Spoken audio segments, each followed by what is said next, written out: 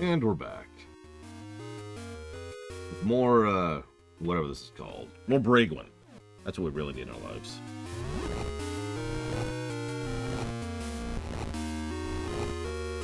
Alright, Braglin. Got a job for you.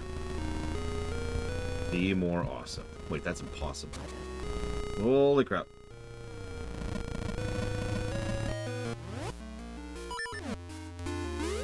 Yep, I have definitely stopped fasting. About 42 years ago, I'd say, something like that.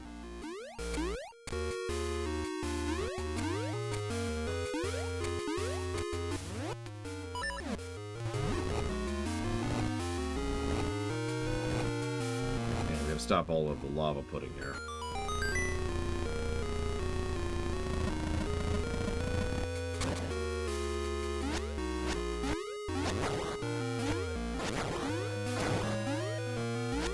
Hey, Act.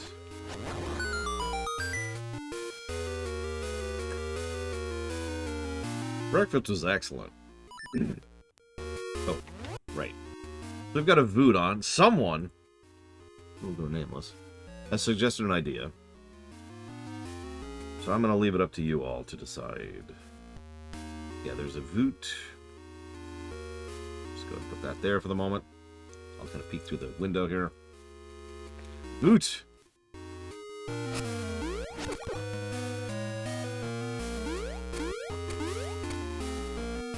Yes, it has been suggested that I am the most worthless person ever, and therefore... what's pre-roll? Okay, sure. This is pre-roll.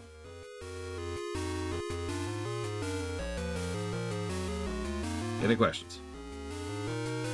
I'll be leaving that vote up for a couple of days, actually. So for anybody in the VOD who has an interest in caring, anybody who's actually participating in live streams, feel free to jump in on the vote as well.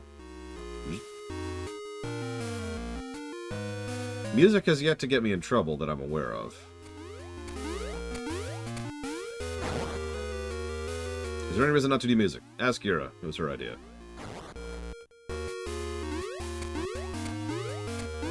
Music for what? Does nobody watch my pre-roll stuff? Well, it hasn't actually uploaded to YouTube yet, Dakota, so I don't know. I sincerely doubt it'll actually be...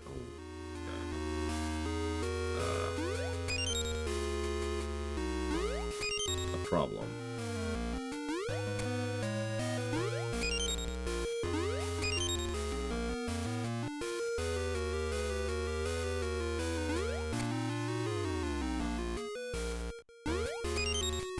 I have Mario, Zelda, and all at the moment.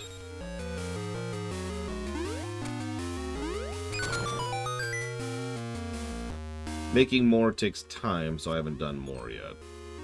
The idea would be to have more variety. Okay. You're killing me here. You're killing me. Can I edit this? Yeah, sure.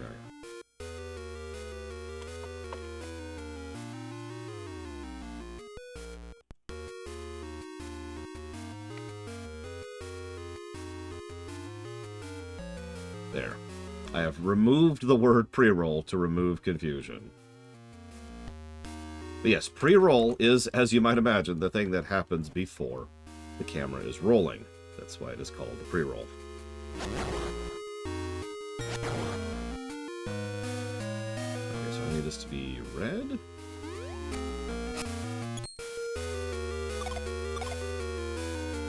How am I supposed to...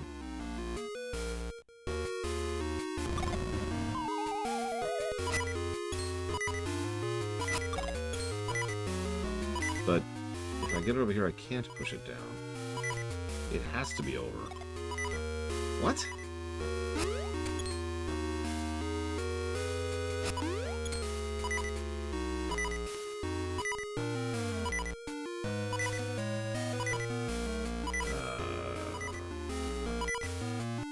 Okay.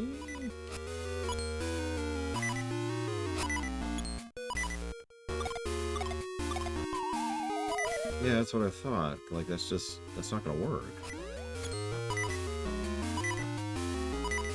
But it has to go down, too.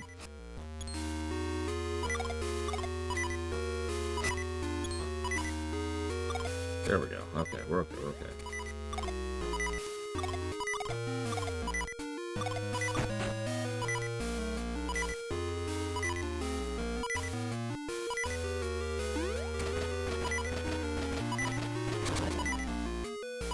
For the record, I don't think there's a correct choice here. That's why I'm just going to leave it up for opinion for a while. Having a silent pre-roll makes it less likely that people will notice the stream is live. Having a music-y pre-roll makes it more likely people will mute the stream and therefore miss when the stream actually goes live. Both directions have their pluses and their minuses, so pick your poison.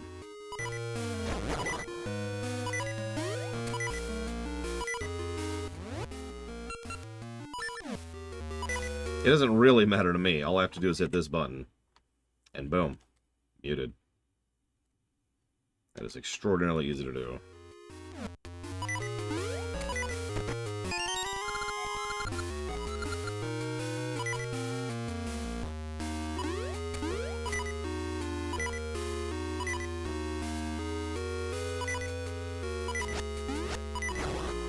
Okay, I would like to actually not die. Could you drop a heart? Thank you.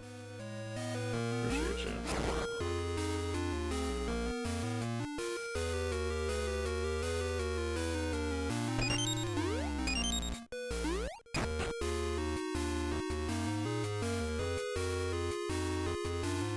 Another weird and very dense dungeon. Let's see if this one will have a piss me off section like the last one did. I mean, look at this nonsense. I just realized what it wants me to do here. And that's a miss. I got one. Well, so far it's been dense, but there's also been some bloat, so we've got kind of both problems here. God damn it! Oh, okay, I got it. It counted. I heard the sound. I heard the sound. I think that counts.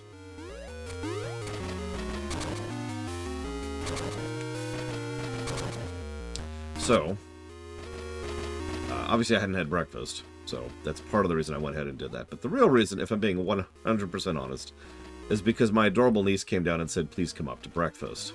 And I am, as ever, her dancing monkey.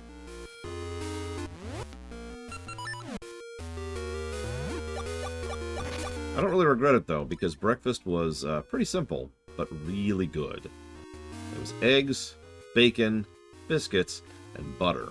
And when I say butter, I mean fruit butter, which I don't know if there's a proper term for that. In this case, it was actually specifically peach butter. Made by my mother-in-law. My sister's mother. Oh yeah, by the way, when I say biscuits, I mean homemade biscuits. Very soft, very flaky. I need a key for that. Yeah, not... God, I don't remember what they're actually called in Britain, but not that. Eggs with mayo. Well, I didn't want to throw up this morning.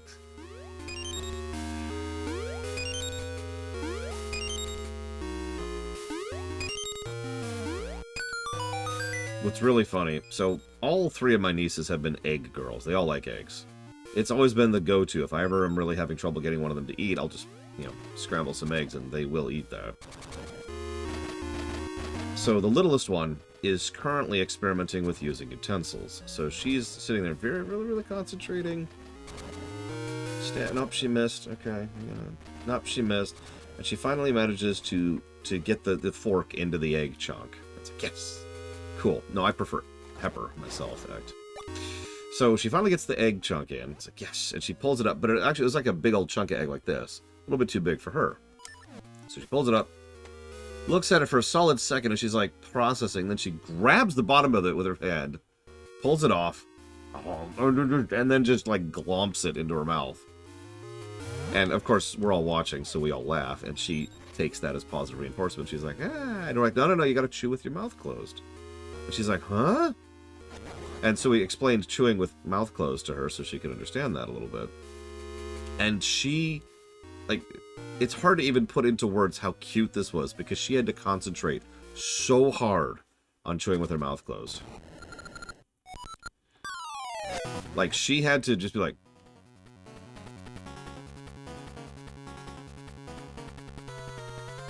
I realize you can't see me because of the vote thing, but still, she was really working on it. Like, putting all her effort into it. It was so cute.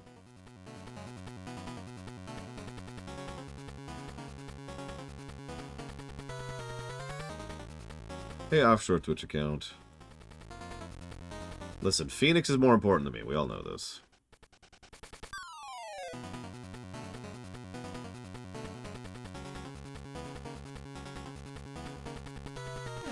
Okay.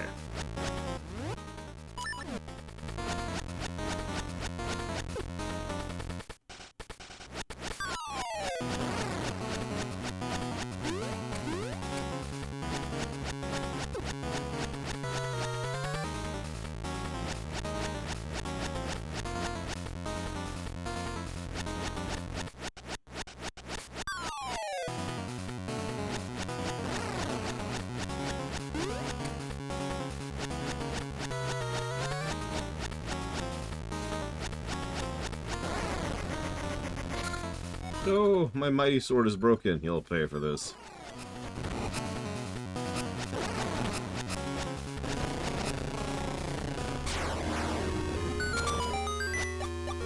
And then he died. As it should be. As all things should be. I did max out my hearts doing it. Does that count as paying for it? I feel like it doesn't.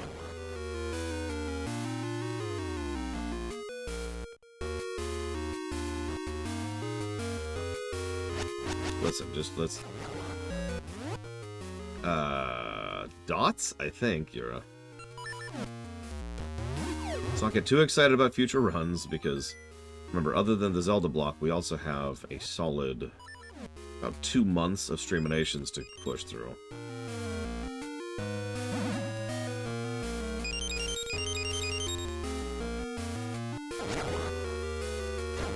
And then, by that point, hopefully I'll already started and hopefully finished moving. Fingers crossed.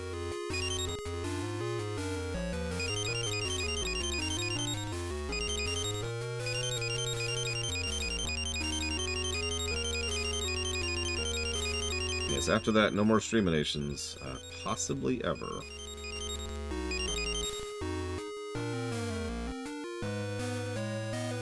Really? Thank God. Or, I mean, I'm very saddened by this thing.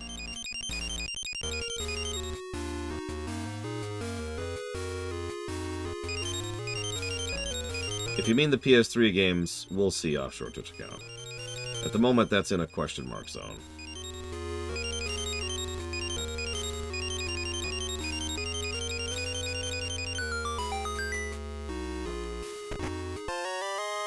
The switch hook. It's like a hook shot, but weirder.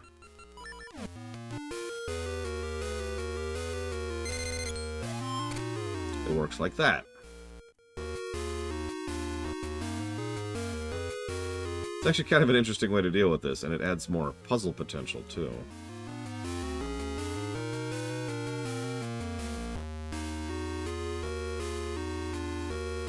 I haven't looked at it yet, Yura. What direction? You must appeal to the masses, Yura.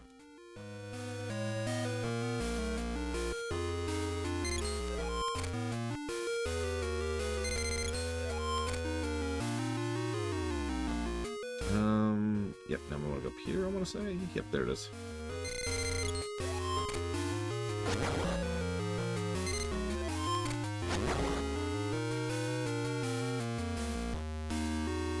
There's a lot of fun, interesting items in these games, too. I think it's one of the things that helps push them up a little bit. Good morning, Deckfish. I've been thinking about what other things I could do pre-rolls on, though. I've got some basic ideas, you know, just doing a WoW-themed one, just doing a Mega Man-themed one. Not sure what else to do on that.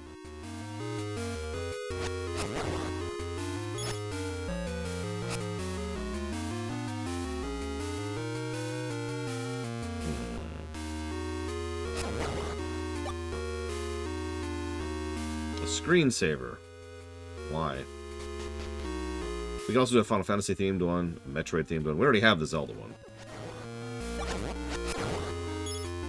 Zelda one's done. We already have a Zelda one, a Mario one, and a generic one. For those of you who haven't seen them already.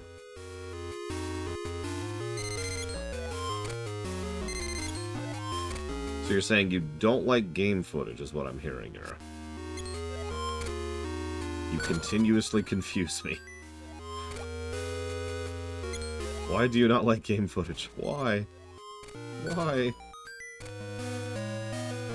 Like, I put all this time and work and effort into editing these things together so they loop smoothly and properly. And then you're like, yeah, could you throw up, like, a 30-second loop that you bought for $2? Sure. No, it's cool, and it actually changes up how the puzzle design works. This isn't just a hook shot. Mechanically. Oh, jeez. One of these rooms.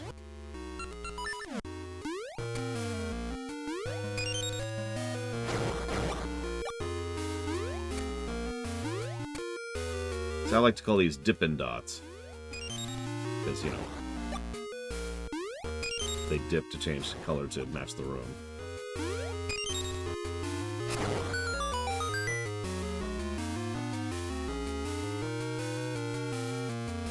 Only 20 hours. Wow, that's really good off your Twitch account. Genre-based pre-rolls. Possibly. Like, I probably couldn't do all genres, but, like, I could do JRPG, BRPG, CRPG, Metroidvania, something like that.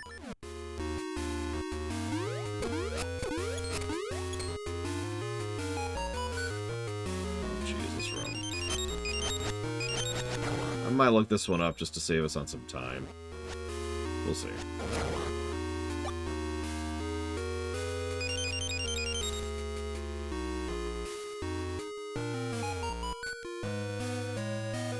I mean, you've kind of already seen the kind of loops I do. There's not really a lot of gameplay spoilers there. Or story spoilers, or any kind of spoilers.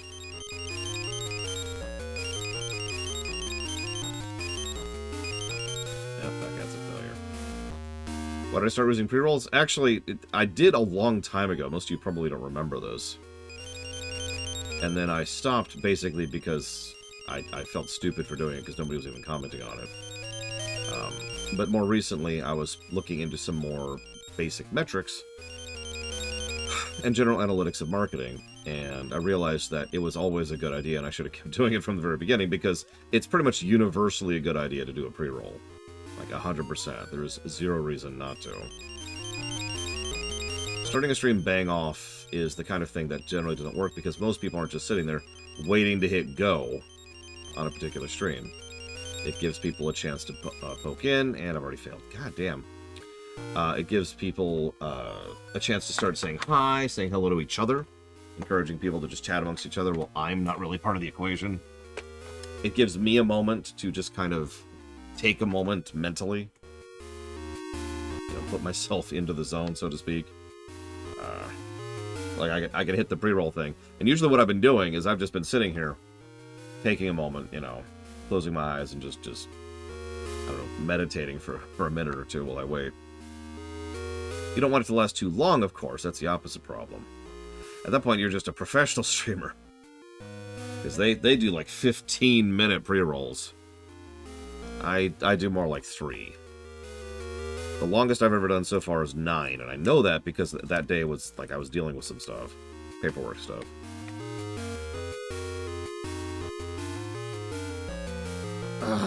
Okay,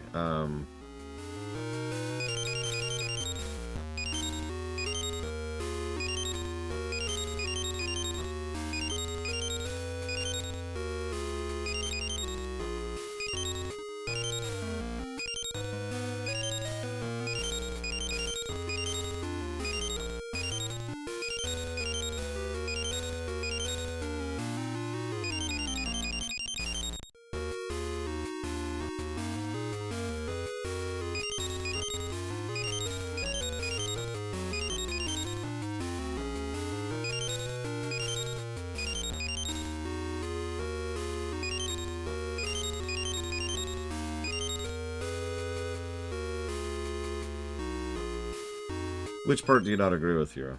I mean, I know you don't agree with anything, but what do you not agree with in this particular case? Ah, lost track.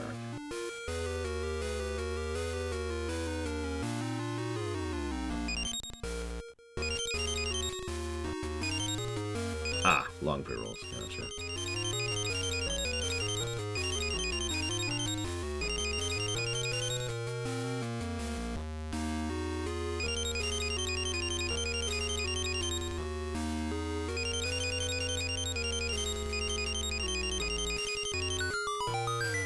You can tell when I lost the walkthrough because I just started doing it and going faster.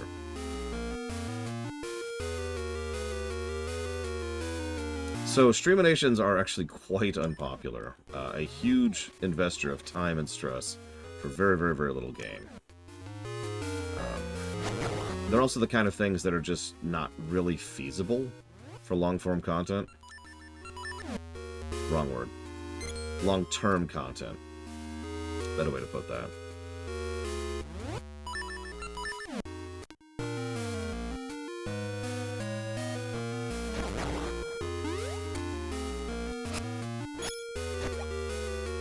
And as a personal aside, having relatively recently discovered the joys of actually being able to cover a show while it's playing, it's just a different animal.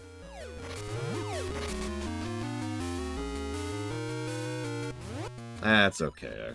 I was never gonna watch them. I will also admit Justified kind of didn't help, is the way I want to phrase that. That show was just rough. I couldn't deal with that show.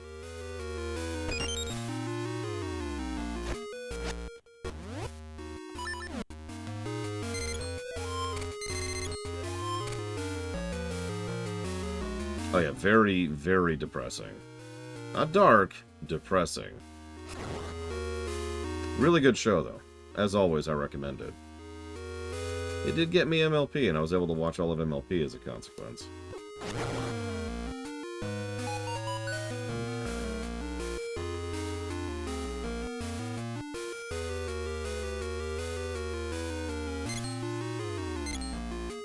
But yeah, during the Justified streaminations, people were already discussing the possibility of adding future Justified seasons, and I knew pretty much immediately that that was completely off the table.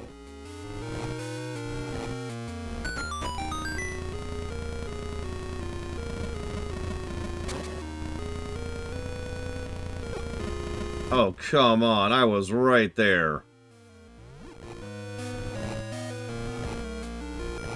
That's not a bad way to put that, Kira White Noise. Especially since they're not really... the return on investment is relatively low. Oh, Jesus, okay.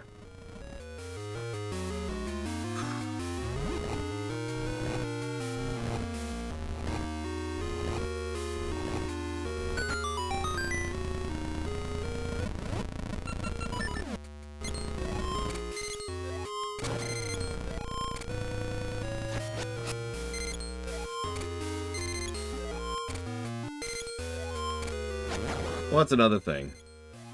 The other layer, everything I'm talking about is from my perspective, but it's worth noting that there's three actually, major impediments for you all, the viewers.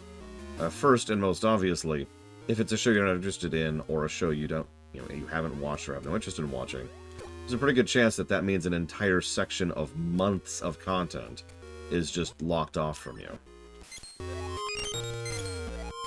I mean, I know we kind of joke about how the MMO runs take a while, but actually, no, not really. Not compared to that stuff.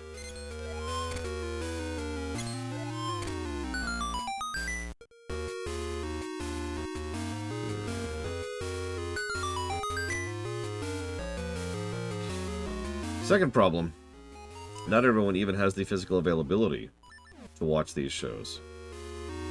Either because they don't have the finances or they don't have the literal access to it.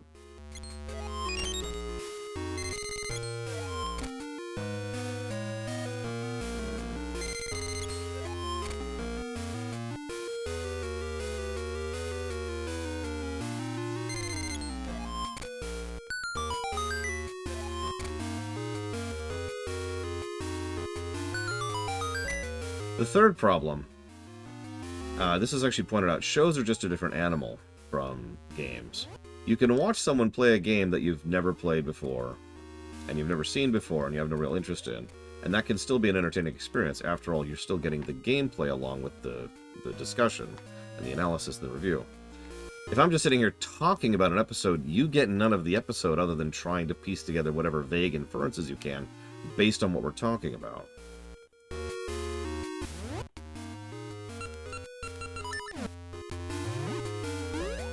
I did not mean to jump there. Oh my god.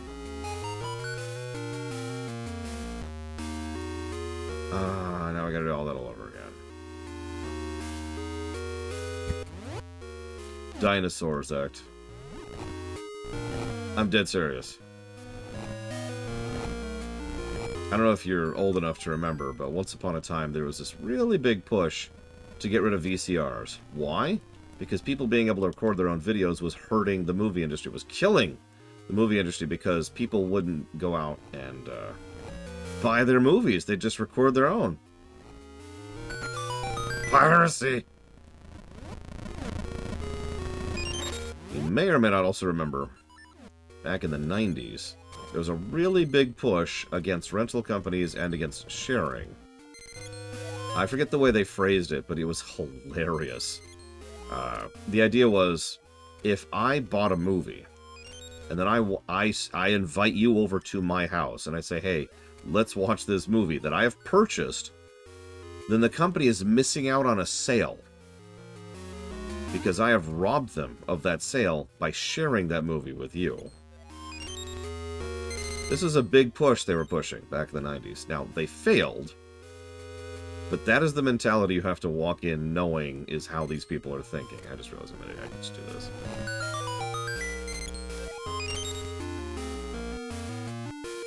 And yeah, it was always a load of hogwash, obviously. How do I get back then? Okay, so now I know what I'm trying to do, at least. Try to solve this again.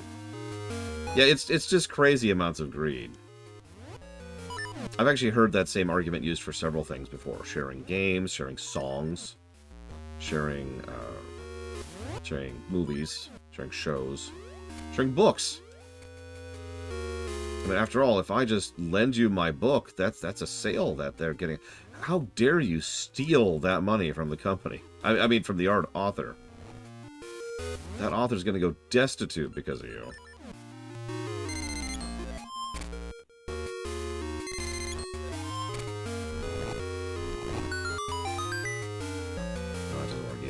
Well, I can just do this.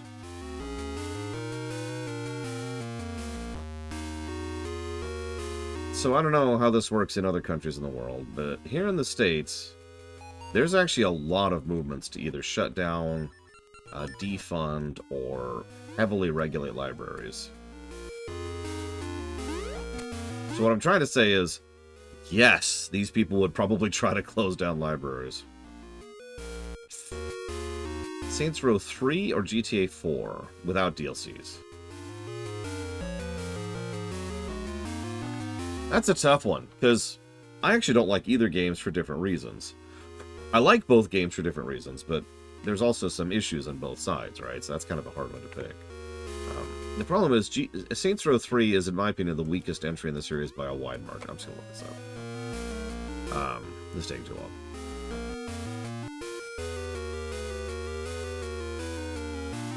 I cannot switch with the blocks, no. Although, let me actually try that before I do that.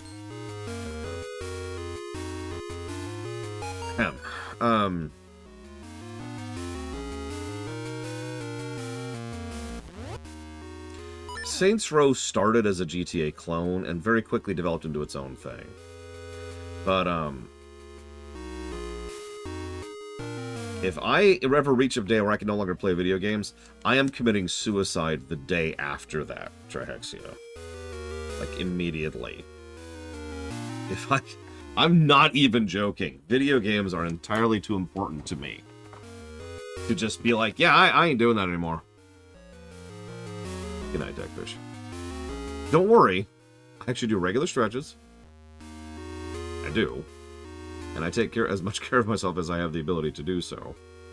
I'm not gonna quit playing games. Having said that, Do I let my nieces play games on my Steam account? Yeah, all the time. As I mentioned earlier, the game that my eldest niece has played the most with me is Cities Skylines on my account. Hang on, before I get to the Saints Row question. Give me a second. Actually, it goes to my sister by default, Triaxia. I don't actually own Cities Skylines 2. Because I did my research on that one. I don't even think they could fix that game. I think it's just screwed. I think it's just screwed. And that sucks.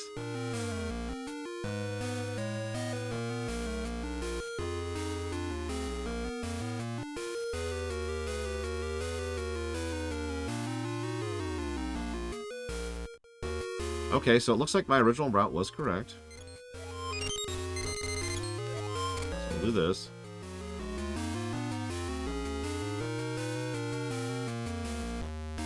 Oh, duh. I'm so stupid. That's all it took. I keep forgetting I could push vases. You can't push vases in, like, any other Zelda game. So I keep forgetting that you can push vases, and that's what keeps throwing me on these puzzles. Hi, Savacom. Well, it sucks to be them, then, Trihexia. Exactly, ISE. That's a great way to put that. Anyways, Saints Row. So Saints Row started its own thing, and then Saints Row 2 was really good and also really bad, but it was at least very unique. And, of course, it had co-op. Meanwhile, there's GTA 4. So GTA 4 is a really, really good game narratively, which kind of sucks gameplay-wise. And the further you get into the game, the worse it gets. By the time you get to the third island, the game starts to actively drag to the point where I want to do anything other than play the game. Very, very clear example of Sunshine Syndrome. So, GTA 4 is very fun to play up to a certain point, and then I just want to do anything other than play the game. But then we have Saints Row 3. Saints Row 3 is, in my opinion, the weakest of the Saints Rows by a huge margin. They took the zany from Saints Row 2 and removed everything else. So there's no longer, like, the actual characterization or storytelling, or why can't I turn right? That was weird, I couldn't turn right. But yeah, they took away all the zany, or sorry, the fun, the characterization, the story, and of course the gameplay design. And they replaced it with zany craziness and X of Y repeatable missions. Like, there was no real campaign or structure to Saints Row 3. It's the weirdest thing, right? So you start off, and it's awesome, and it's cool, and there's like a cutscene, and some cool stuff happens. Then, the very next thing that happens is you're like, hey, here's the villains. Okay, and then you go spend like 30 hours just spinning your wheels doing random events to progress a meter. Once that meter has progressed enough, you fight the boss of the zone, and then you go progress a meter in another zone. It's really, really, really boring. Even playing it co-op with PAX, by the way, Saints Row 3 has full campaign co-op, was really, really, really boring. So, that sucked.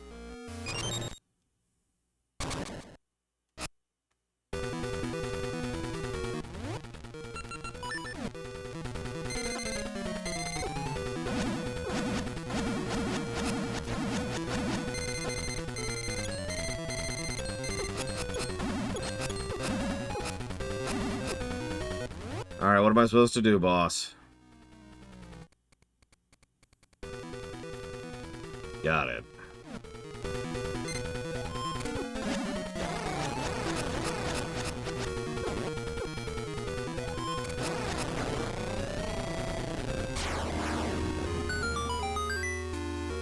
Exactly. Offshore Twitch account. You're exactly right. There's a few legitimately manually crafted missions which are pretty awesome. And then there's just the slog of the activities, which you have to do to fill up the progress for a zone.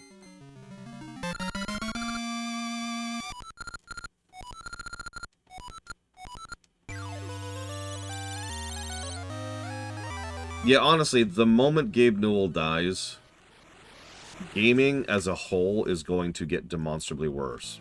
That's not even a joke. That's not a joke, that's not hyperbole. I hope I'm not alive when that happens, because that's gonna suck. The ridge north of Nehru's house must be related to the essences. Oh, okay.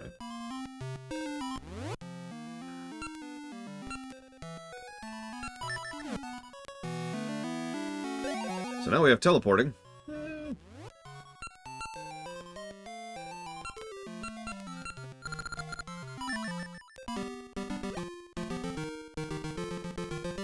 Yeah, great choice, right? Offshore Twitch account. Gabe Newell is in charge of Valve. Valve is in charge of Steam. Steam is in charge of PC gaming.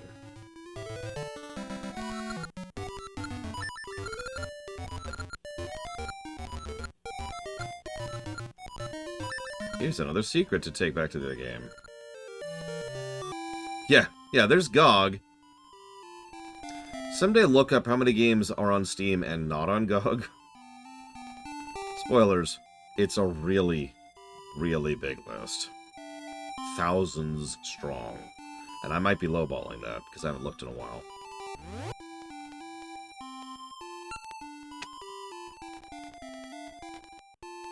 I mean, that's just more of the same, Drihexia, sadly enough.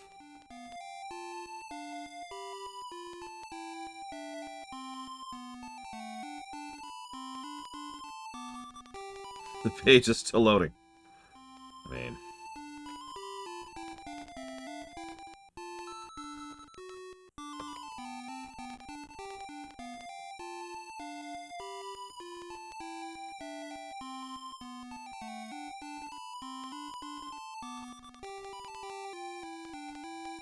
It is possible that there will be a successor to Gabe Newell, but please understand, that's essentially dice rolling at this point. Like, that's... what you just said is pretty much the dice roll there. There might be someone. You know. The presidential candidates might die of old age tomorrow. It's possible. You know, that's the thing that can happen.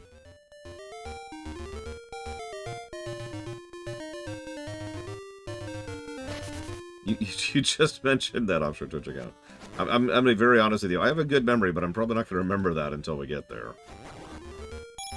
Chance of going to prison?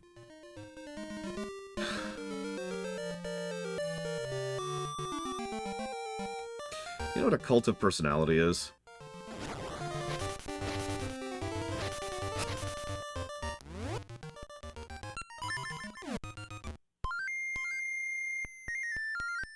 We're not at polemic day, but I actually don't think this is polemic, because the problem is we are currently at a state where it's become unacceptable to criticize your side. So let's actually ignore the cult of personality thing for a second. Oh, this is right. This is where I want to go. Let's try the past.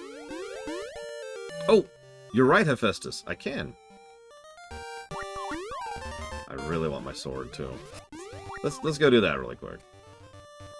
Okay, let's do this. Get a real save in.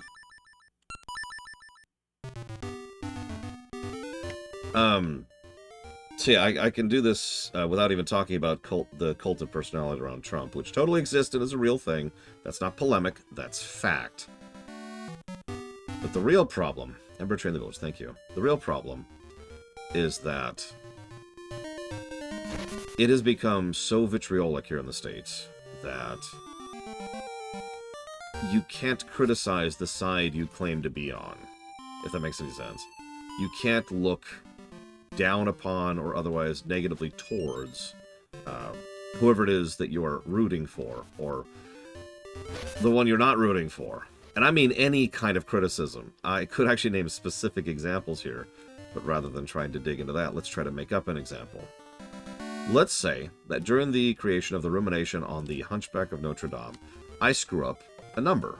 Because, for those of you who don't know, when I was doing rooms, I had a big old notepad in front of me, and a bunch of numbers jotted down in order. And I read the wrong number when it came to the year. That's just a screw-up.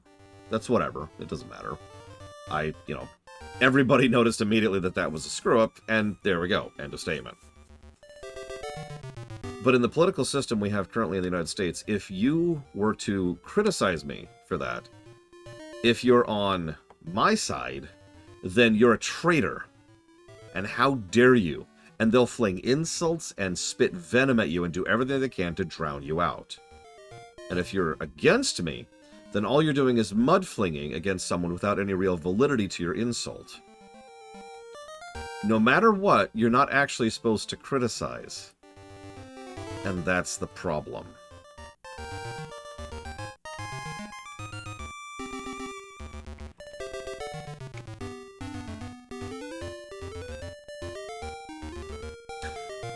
So what does that have to do with Trump going to jail? You can't send him to jail. He's part of one side. And if you decide to go against him, then you're pushing against him, and you're invalid for doing so. And if you're on his side and you're pushing against him, then you're a traitor and are no longer on his side. That's it. That's the reality.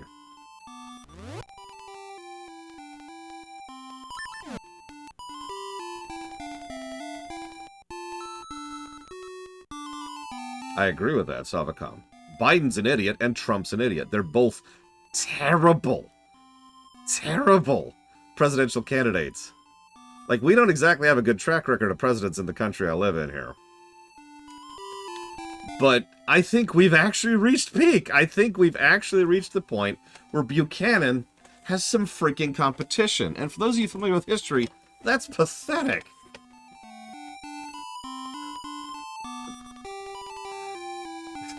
Just, wow!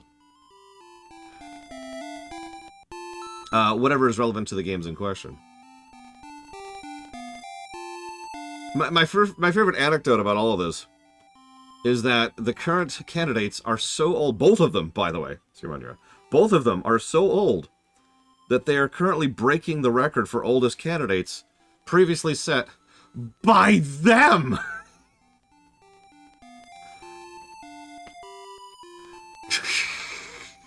Like, I'm sorry, the human body has issues after a certain point. That's biology.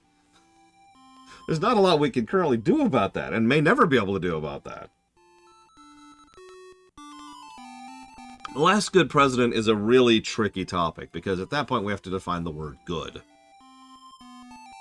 And that's actually a lot trickier than you'd think. Because, yeah, I already mentioned Buchanan. He's probably the actual floor, in all honesty. He probably is the bottom. That's easier to define. Going towards the top, that gets trickier. We've had some decent people as presidents. We've had some decent people politically doing real politics as presidents. We've had some people who have pushed things forward and enabled reforms. We've had people who take credit for other people pushing forward reforms. Like, there's a lot of malleability there, really.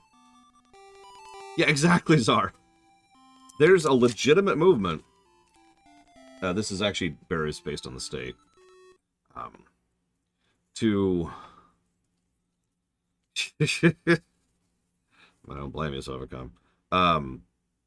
There's different states are trying different things to try and diminish the amount of people who drive or can drive at certain age ranges.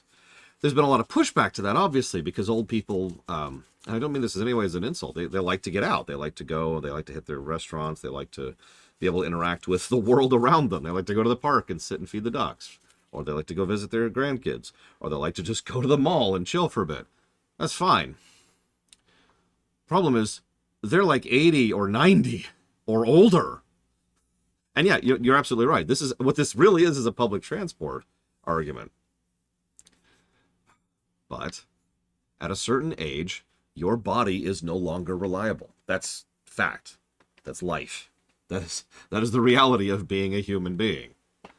That absolutely applies in multiple situations. And frankly, I do think politics qualifies. I do legitimately think that the age of so many of the people in the Senate and in the House of Representatives and in the Supreme Court and in the presidency candidacy is just too high. I think we have too many old fogies who are getting to the point where this and this and this and their digestive problems and their bone structure and their muscles, it's starting to become a problem.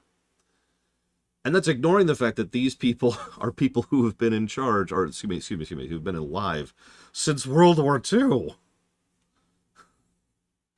Or more.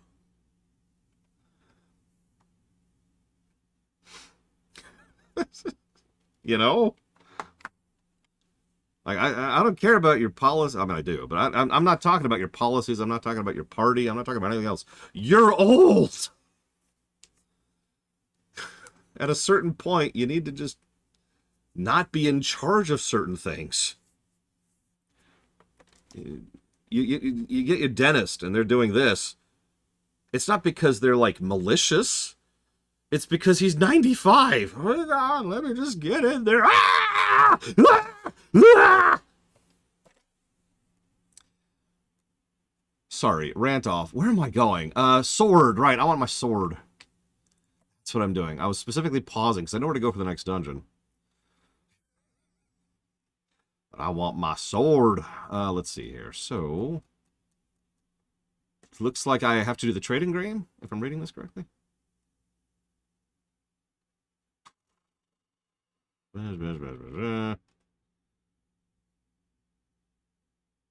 No. It looks like I have to have the noble sword before I finish the trading sequence. So I have to go get the noble sword first.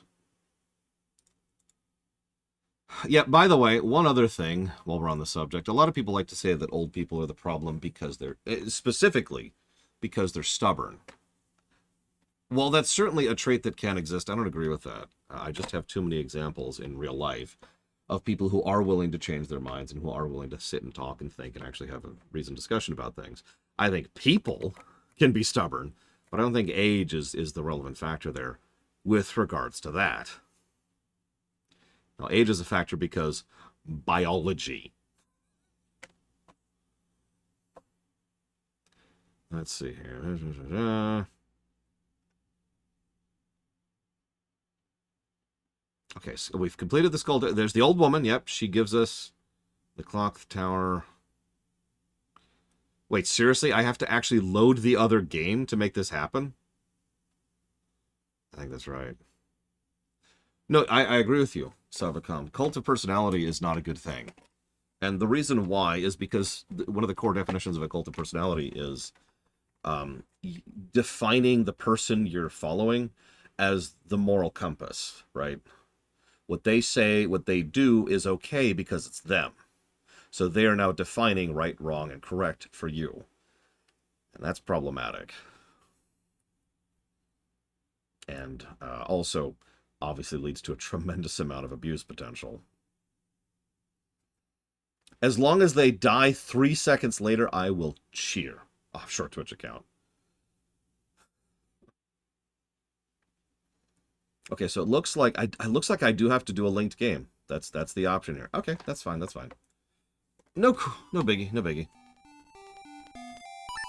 Yeah, there's a reason they call it the cult of personality.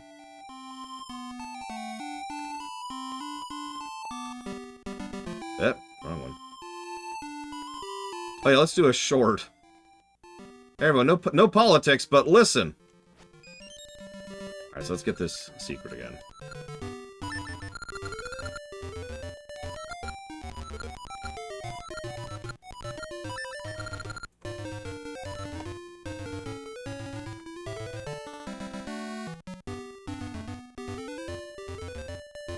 Well, true, Spartan. Forgive me, but the historian in me has to point out that Buchanan did almost everything in his power to make the Civil War so much worse than it should have been. Just wow. And he didn't even do it deliberately. He was just that much of an incompetent, I don't like to use this word, pussy, who refused to actually do his freaking job. You know, the office he was elected to. You know me, I hate it when people don't do their jobs. That's a big pet peeve of mine. That's valid, Spartan. Admittedly, saying Buchanan is the worst president is kind of like saying Ride to Hell Retribution is the worst video game. Well, there's a valid statement there. It's also kind of a gimme to the point where it's like, yeah, okay, next. Right, like, it's a more interesting debate. Okay, so who's the second worst, right? That's a little more tricky.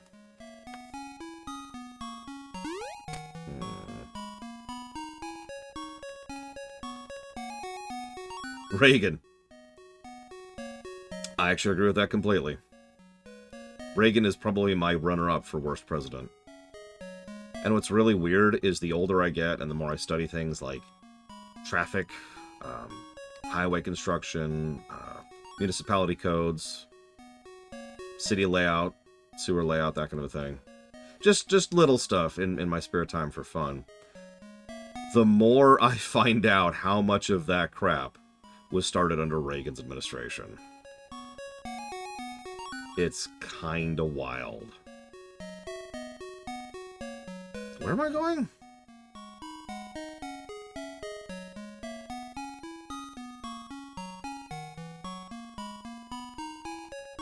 There we go.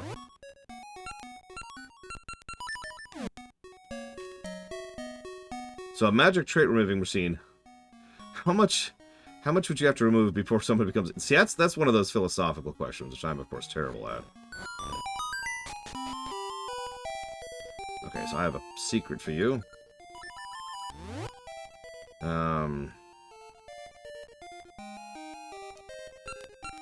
You hate me, Ect! I knew it! It's okay, I don't blame you. I don't blame you.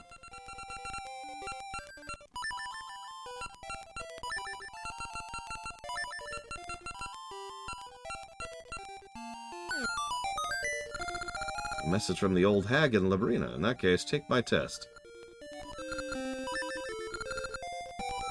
In a moment, 12 beasts will appear. You must slay them all in 30 seconds without being slain yourself. Okay. Yeah, the Kipper is all I'm going to say to that.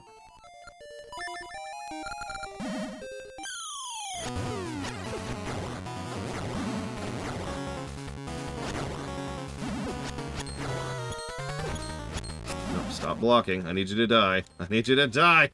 Stop blocking, you're slowing me down. Stop blocking and die! I'm taking way too long. I'm not going to make it.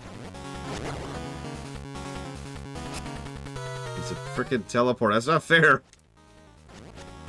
Ah! I'm not going to make it at all. Look at this. Yeah. Okay, let's try again.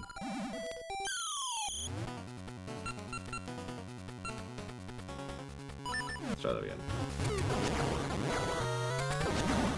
Of course, I didn't reset my health, but that's okay. I don't need that. I don't need health. I got this. God damn it, move!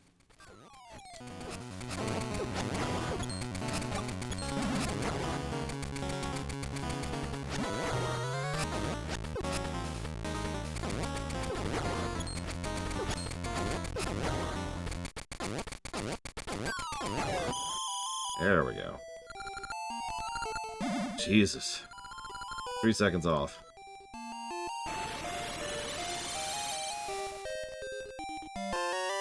So now we have the Master Sword. Woo. And now we get our new secret. This is what we really want. Wong.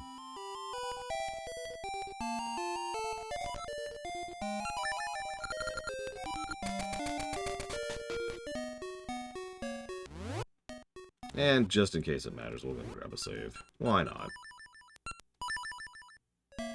Damn right they do, offshore Twitch account. Alright, so now we switch.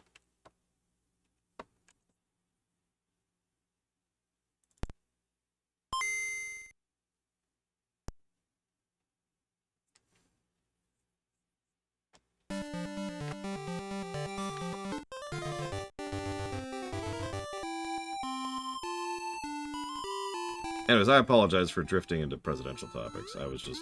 I don't remember what prompted that. Something about age? I don't know.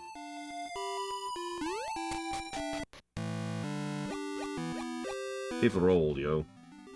Well, we already covered seasons. We just finished that game off Twitch account.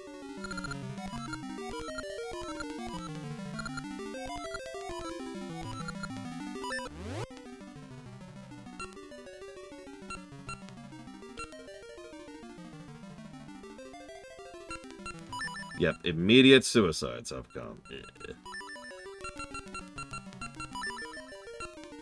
Oh, I already said that today. Damn it. Immediate fascism. There we go.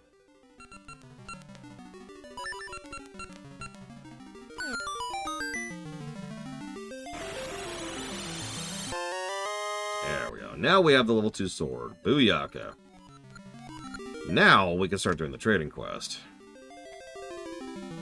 See, I've actually been thinking about that. Emperor is a nice title, but honestly, let's be real. What I'd really be is the janitor. Just running around, cleaning up messes.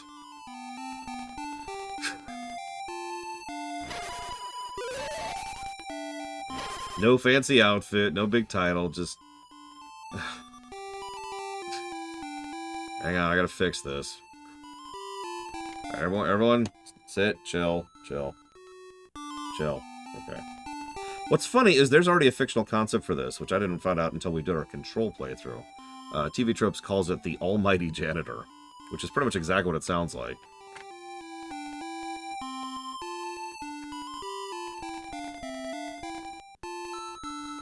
Oh, neck. Okay, so, now let's do the trading game.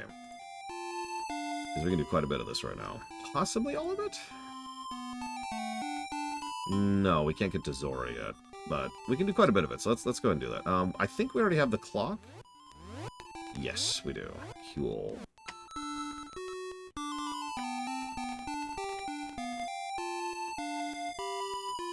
It's fine, Spartan. We're not judgmental. Really.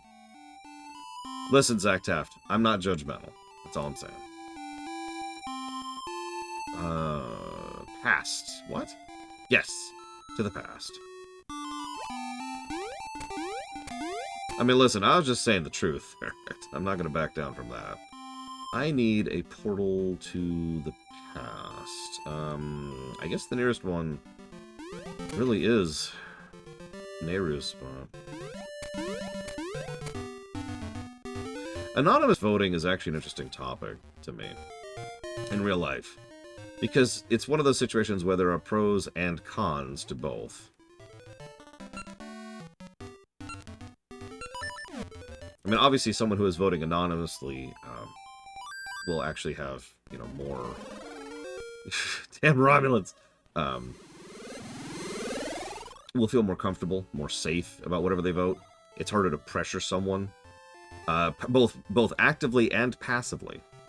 Because obviously, some people will actively try to sway a vote, but then some people will sway about whether they want to or not, just by, you know, cultural biases or shame. Like, oh, you voted for such and such. Or, you know, maybe everyone in your neighborhood votes, you know, pink, and you decide to vote chartreuse. And they're all like, And there's just... And there might not even be a thing. That's the really funny thing about human psychology. They might not actually look down on you at all. But you're the weirdo, and you know that. You're the only one who voted chartreuse. And you know that. And so that might bother you. But of course, if you have secret ballots, well, that gets into problems of transparency and the possibilities of any kind of manipulations happening to change the vote under the hood. At some point or another, someone has to actually know who's voting for what, right? Now, in the States, we usually... this actually varies a lot based on county, but we usually have people who have full and total access to the votes, and I do see people... plural, because one person shouldn't actually just have that. It's usually multiple people. And yeah, they usually do that after the initial count, and you get the general idea. It's a whole topic. It's kind of fascinating to me. Because I haven't decided yet what the Empire uses. I want to deliver the mail on time, but I can't do it if I don't know the time. Have a clock! A ghost clock. You give him this clock? Don't say a word. Of course you will. What a big help. Here's your reward. Now I'm off to work. I'm a workaholic. I didn't know I was in this game. Stationary, who will I write to?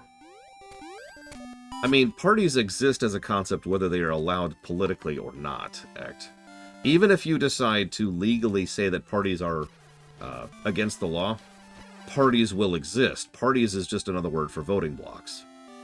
How many of you like Zelda in chat right now? At least a few of you, right? So now we have a vote coming up. Do we make a new Zelda game, or do we cancel the Zelda series? We're probably going to vote for continuing and having a new Zelda game, because we're Zelda players. Congratulations, we are now part of the Zelda party, whether we actually intend or mean to or not.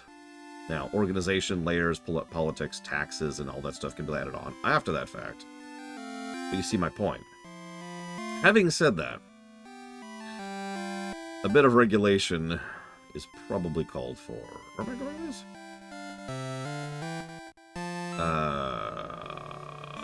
Oh, right, I know where that is.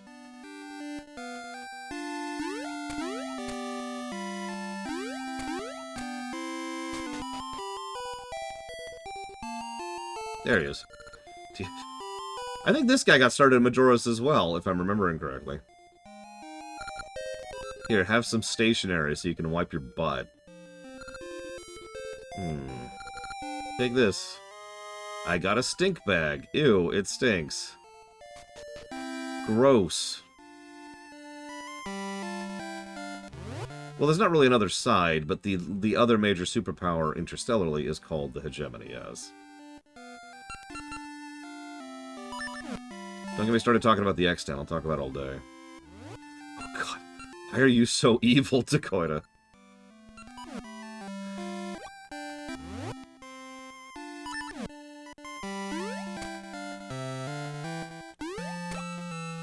Hi, Mr. Red.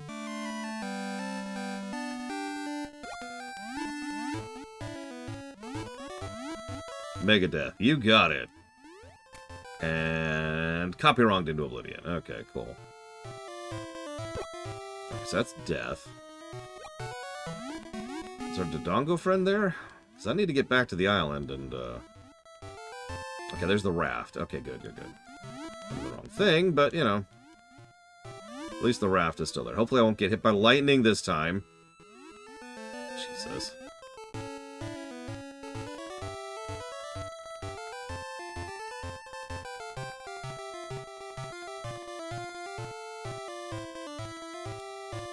Major, almost every time, act. Don't mistake me, I enjoy the challenge of playing a minor power in a strategy game. In fact, it's a... I would argue it's pretty much a different game when you play a minor power. But that's fun. That can be fun and interesting and engaging, and I do like that.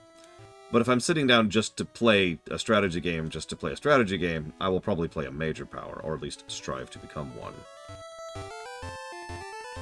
One of my favorite things to do back in scenarios, in World War I scenarios, is to play as Italy.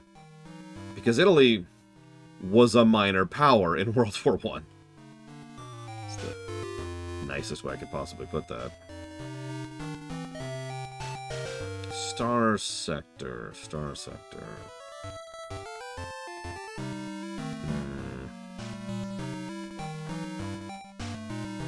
Hold on. Star Sector.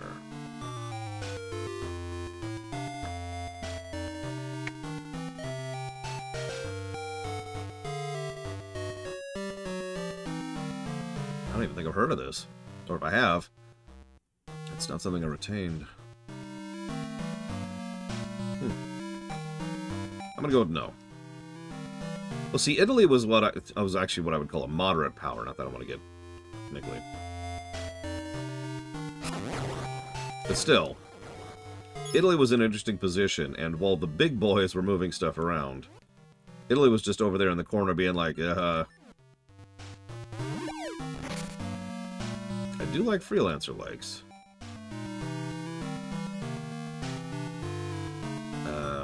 It's this way, I think.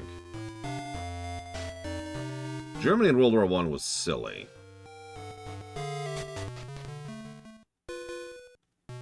No, it wasn't in here.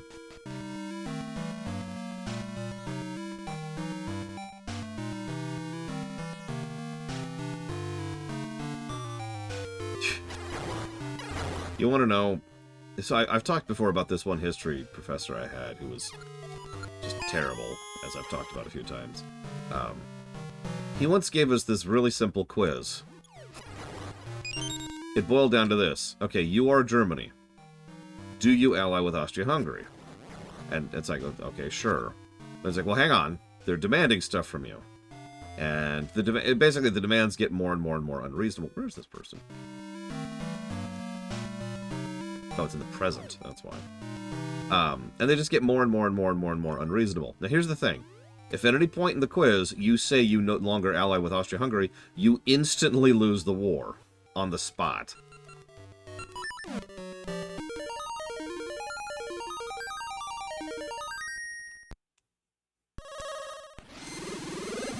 He was such a linear... He had such a linear perspective on history, it was kind of bizarre to think about. Yes, I know your nose is all stuffed up. Have a stink bag. What's that? Sniff. Ew. That smell. Yeah, I don't think he liked it.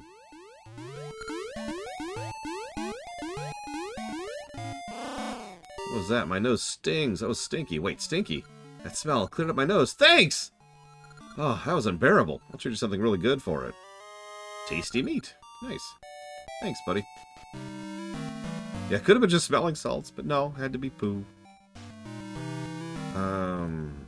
Where's the mask shop? Oh, I know where that is. But first, I want to make sure we have this teleport spot. I don't know how he became a history teacher. He's the worst history teacher I've ever had. Just, I don't know what the hell that was all about. I can warp down here. Yay. Who's my best?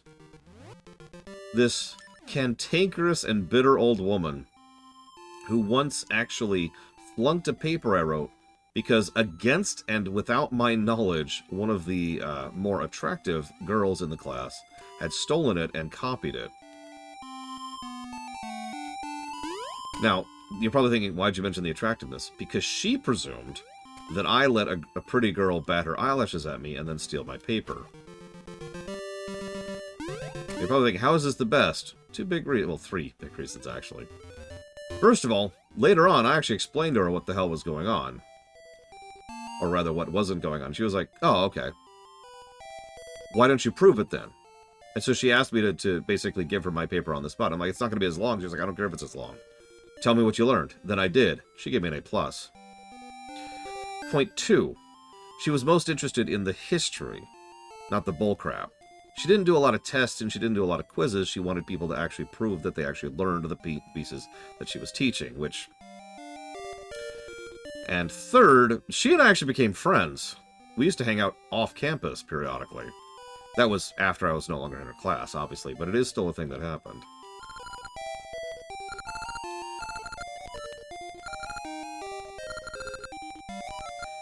Not the first time I've been friends with the teacher, and certainly not the last. Oh, you want something? How greedy, how mean. You won't leave until you get something? Fine, you can have this. Ah, meat! We got a doggy mask? Okay, that's strange, but whatever.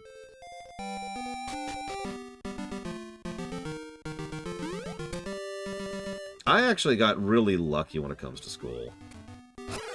Which is funny, because I hated school. So make of that what you will.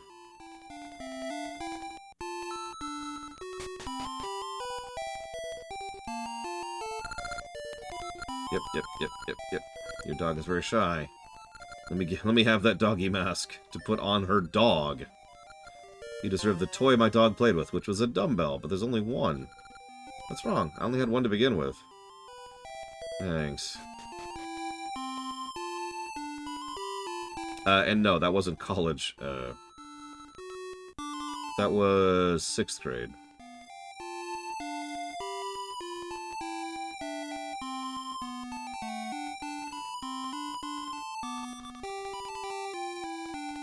I didn't do history in college. Yeah, the people in this world are kind of strange.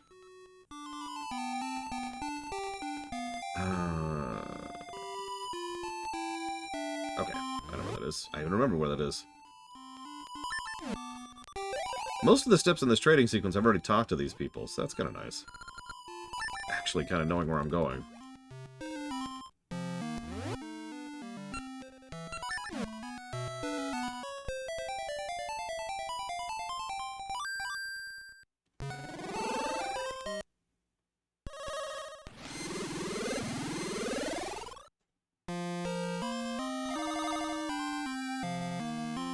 Actually, think. Yep. Hey, skinny dude. I brought you a dumbbell.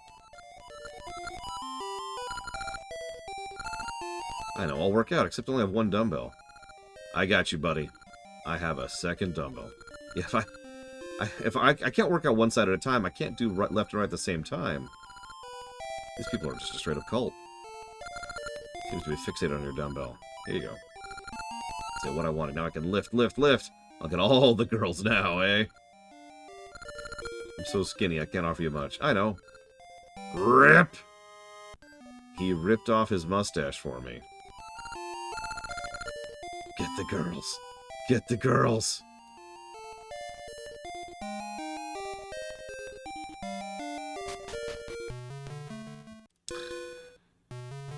Well, I got a mustache.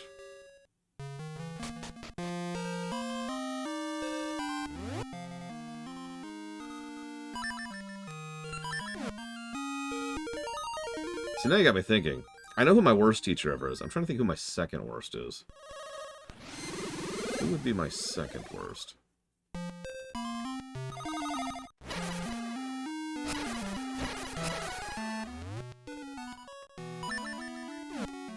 No, the music teacher is the worst.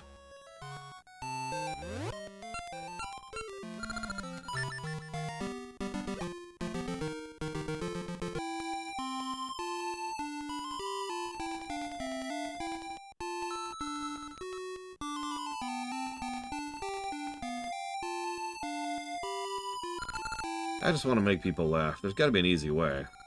Here, have a cheesy mustache. What a hilarious mustache. It's a riot. Okay, I'm going to teach you the funniest gag I know. Here goes. You learned a funny joke.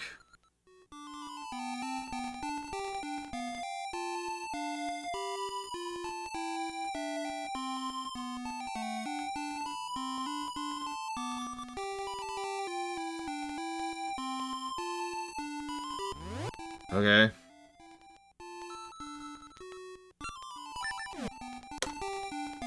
Yeah, sure, I'll tell you the funny joke in just a minute. As soon as I find the depressed kid to tell it to. I think I figured out my second worst. God, where do I even begin with this? You know what toxic positivity is, of course. So, my fifth grade teacher was definitely that. And she insisted there was something wrong with me, that I was diseased, that I was deranged, that I didn't belong in school at all, and I should be drummed out of the school. I consistently got the best grades in her class. And I was a straight-A student for most of my academic career.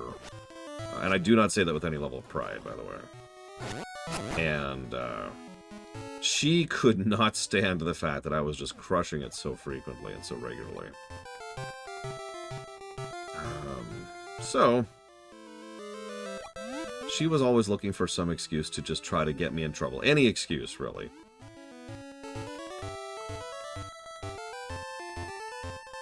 One day, I hit a kid so hard he had to go to the hospital. Now, I'm kind of stalling over that sentence because that's not great. He deserved it. I don't actually feel bad about that. But, how old was I? This is 5th grade, so whatever that is, 10, 12, 18, I don't know.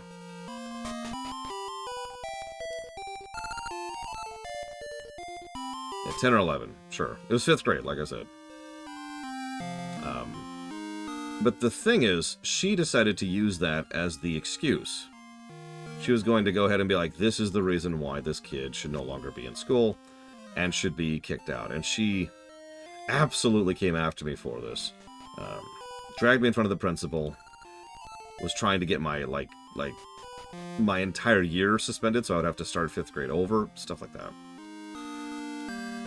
I've actually probably told this story before, because it's one of the very few times in my life my mother actually went to bat for me. See, here's the deal. The toxic positivity teacher's overall shtick was that there's no excuse under any circumstances to lose your temper. So my mother made her lose her temper. Yeah, that's the one in Oceans. She just kind of poked her, prodded her, very politely. Right in front of the principal, by the way. And it got to the point where the teacher finally literally stood up and physically moved to punch my mother. And my mother, realizing what is happening and the step that she had reached, turned to the principal and said, in a very flat voice, "There's no excuse to lose your temper."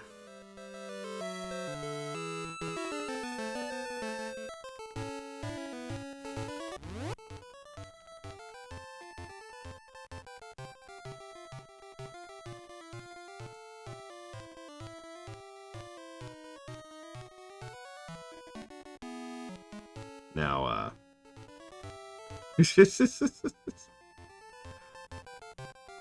I mean, I've said it before, and I'll say it, I'm in the wrong spot. I'm in completely the wrong spot. No wonder I'm not finding this stupid thing.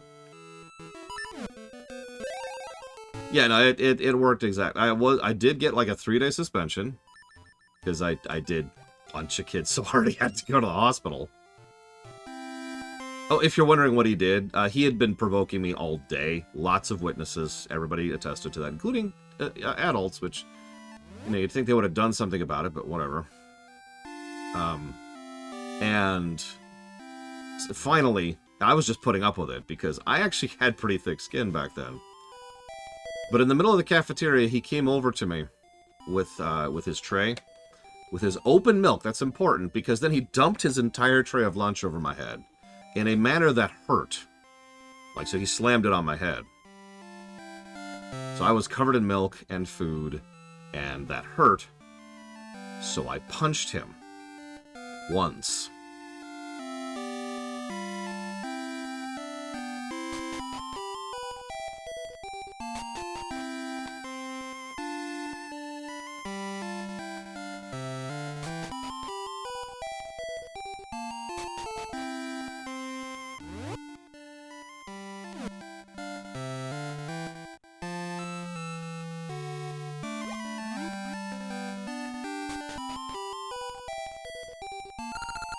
Who are you? Welcome to the darkness of my troubles. I'm so depressed.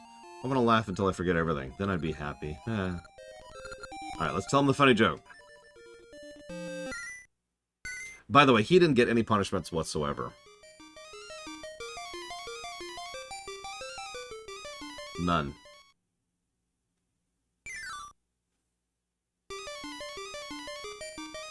Because that was how it worked back in the day. At least where I lived. I don't know about you all, but the instigator of those kind of things, they never got in trouble. It was always the person who actually had to, who was provoked, who would be the one who would get in trouble. That's just how it was. I don't know if it still is that way. Better not be. That's how it always was. Oh, that's so funny. I forgot to laugh. Thanks. Thanks to you, I can be as depressed as I want to be. You can take any book you want from that bookshelf. Oh, it's a sad story. Okay.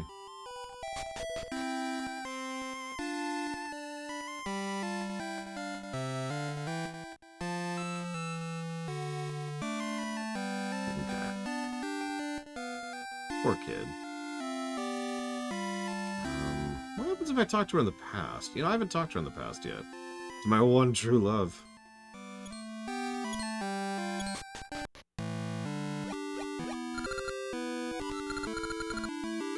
Lord, what's an elder? Something you are not yet.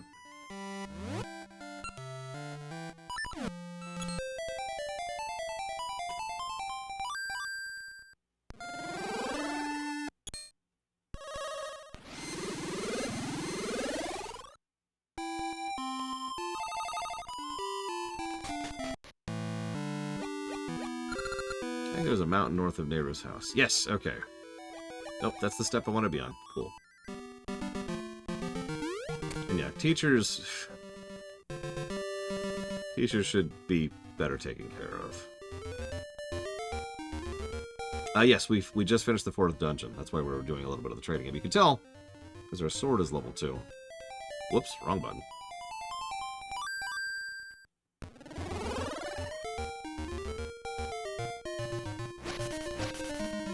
I do agree teachers should be held to a higher standard. I just think we should also take care of them, because in this country, we super duper don't. Oh god, don't even get me started about public schooling. Or, sorry, homeschooling. The opposite of public schooling.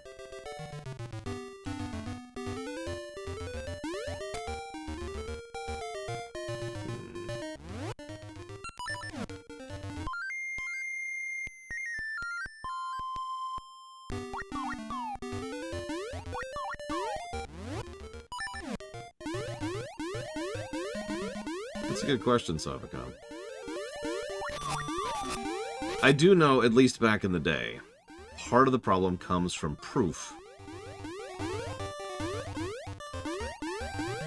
Let me phrase this slightly differently.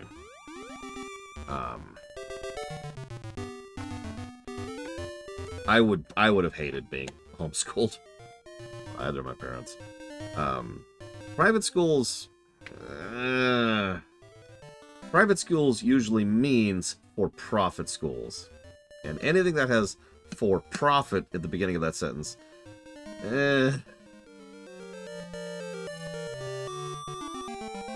Anyways. I'm not saying it can't work.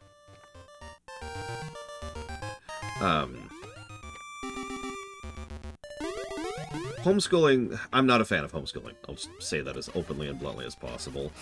I'm not saying homeschooling should be banned.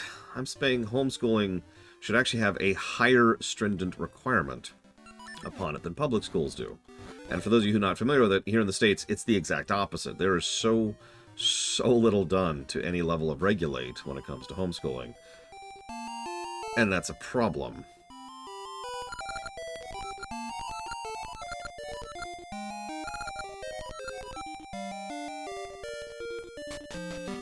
Yeah, exactly. Homeschooling pretty much has no regulation, and that's a problem. I don't know what else to say though. Furthermore, I do personally, this is just opinion, but I do think that homeschooling has another big issue with it. Socialization. Like, being able to actually, interact with other children your age or within your age range is extremely important to the development of this thing up here, right? We need that. We are a social species. We always have been.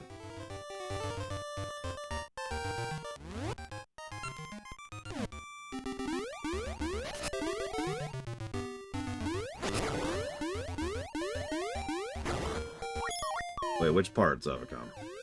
The fact that we're social people? Because sure.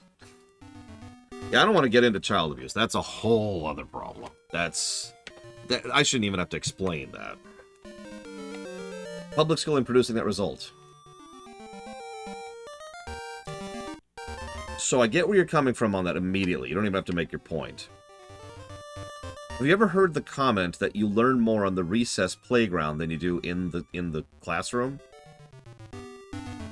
Based on a lot of experience and material, even modernly from my sister, I think that's actually 100% true at this point.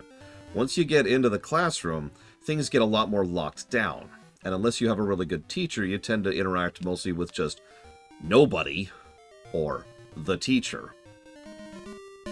When you get out to the recess playground, once you get out there, I don't know why I keep saying recess playground like it's one thing. Once you get out to recess on the playground, that's when you start to have that social interaction, and that's important, I think, right there.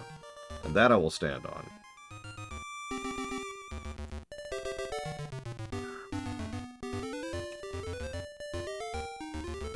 Excuse me, suicide.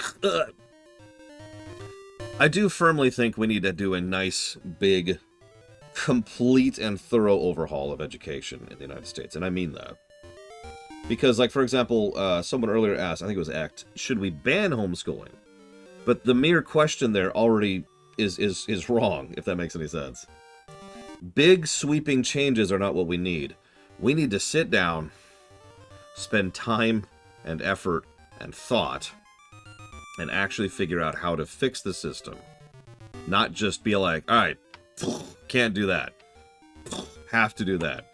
I will stand on this, too. one of the biggest things they did to screw up public education in the United States was No Child Left Behind. How many of you are familiar with that? How many of you were a victim of that? No Child Left Behind.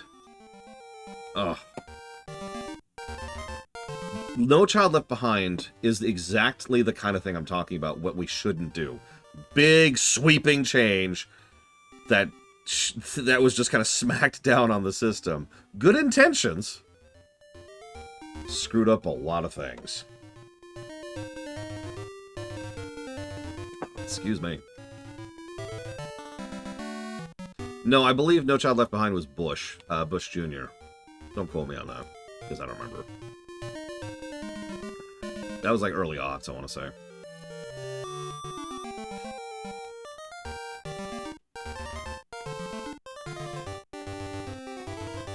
Wait, really?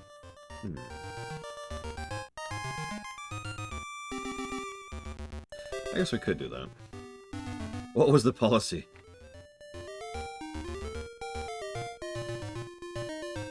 Do you know what incentives are, ISE?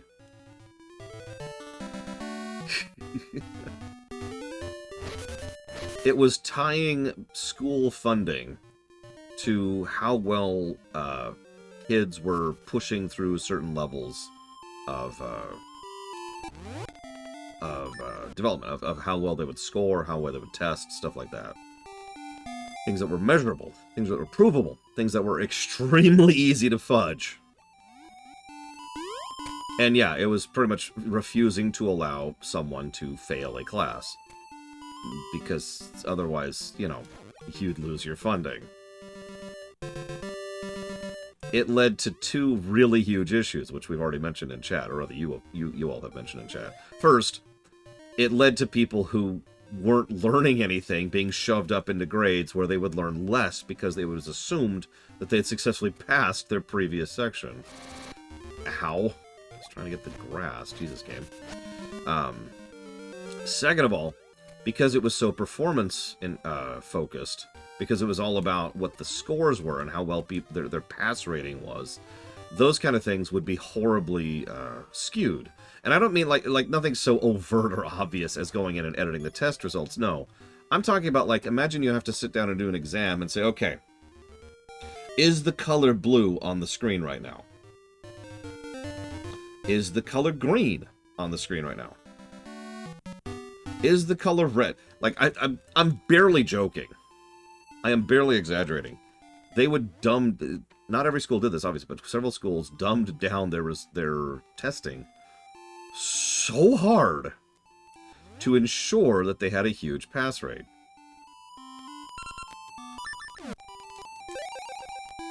And yet, some schools would just straight up cheat, and some schools actually used it to good effect and tried to use that in order to try and... Because one of the intents was to focus the... Oh, God, let's not even talk about the bell curves. Was to focus the effort on the people who are lagging behind. The point of No Child Left Behind was, if Shiny Toki, Savacom, Blade Derval, Vulgarity, and I are in a classroom, and I'm the idiot who's not getting it, then time and effort and money should be spent on me to catch me up. Now that's a noble thought, with absolutely terrible implementation.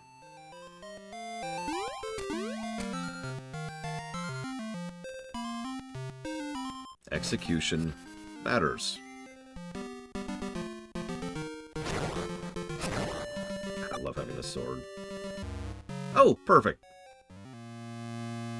I was actually trying to do this on purpose. I wasn't just roaming around. Oh no, she got me. Hey, that book. That's the touching book I need to take to syrup. Why do you have it? Here, let me read it. Oh my. Ooh. Haha, how touching. You got the ore. It cuts a mean wake. Thanks, it was a good book. Take this, it's the first one I made. Syrup never gave me any compliments on it. I'll keep this book. Sniffle. Aww. Poor Maple. Yeah, the testing became a big thing. I philosophically disagree with the idea that tests are the measurement of how well you've learned something. And I'll admit that's mostly experience talking there, so maybe I'm the freak on that point. But if you test me on something that I am not prepped for, I'll probably test horribly. If you test me on something that I have prepped for, I'll test very well and learn nothing.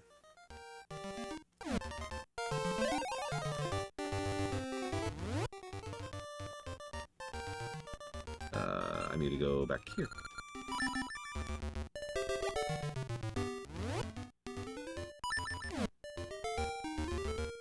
Yeah, one thing I have learned from my sister is that a lot of education has changed in the last 30 years. Which, I mean, duh. But in several cases, it is definitely a for the better thing.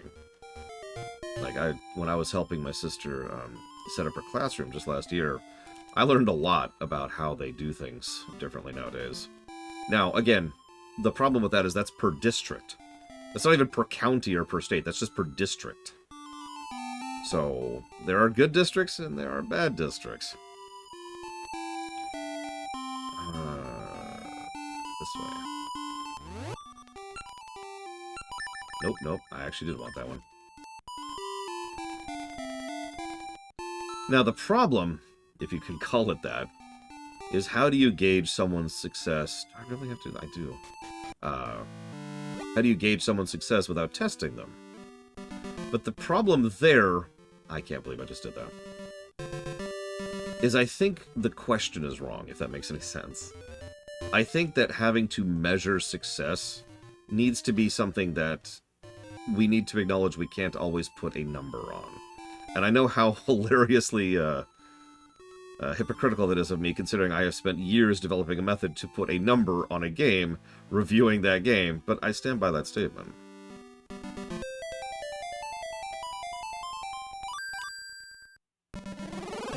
Yeah, measuring is fine. That's a good point, Blake. Well, people are tremendously more complicated than a video game. Like, I will also admit, I've got a little bit of personal bias in this one, because one of the biggest things that always used to piss me off in every job I've ever had, other than this one, is how people would quantify how much work I was doing and how well I was doing based on bad metrics. And I can only call it bad metrics. I'll share one with you, because I'm sure you understand this particular metric. Alright, so you're working at a help desk. Okay. At this help desk, you have to be quantified in some way. We have to figure out how good of a job you're doing at your job. I've got it. How many tickets have you done today? How many calls have you concluded? And note the way I say that. It's when you close the ticket and when you finish the call. That's the ticker. That's the thing they're measuring. Even if they're not pushing you, it's going to immediately become apparent that the thing that you are incentivized to do the most is to objectively not do your job.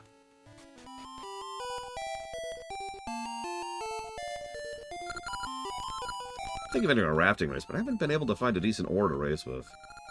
Here you go. Oh, that looks like a toy, but I like it. Thanks in exchange. How's this? Lazily playing guitar while gazing at the moon is so nice. Aw, the ukulele.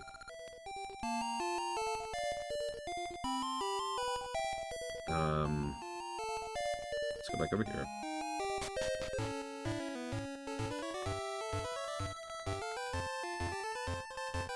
I mean, computer systems do prefer metrics.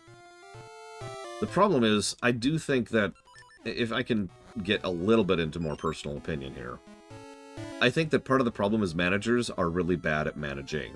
That they're not actually managers. This is something I complain about constantly. Of course you do, Chill Penguin. Let me explain what I mean.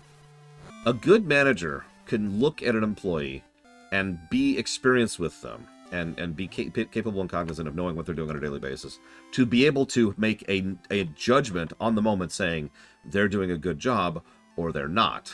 You can do that because you're a good manager. You're paying attention. You're seeing how people are reacting to them. You're seeing what kind of workflow they're doing. You're seeing what kind of quality of work they're putting out. That's management. Being able to look at that and be like, boom. Here's the catch.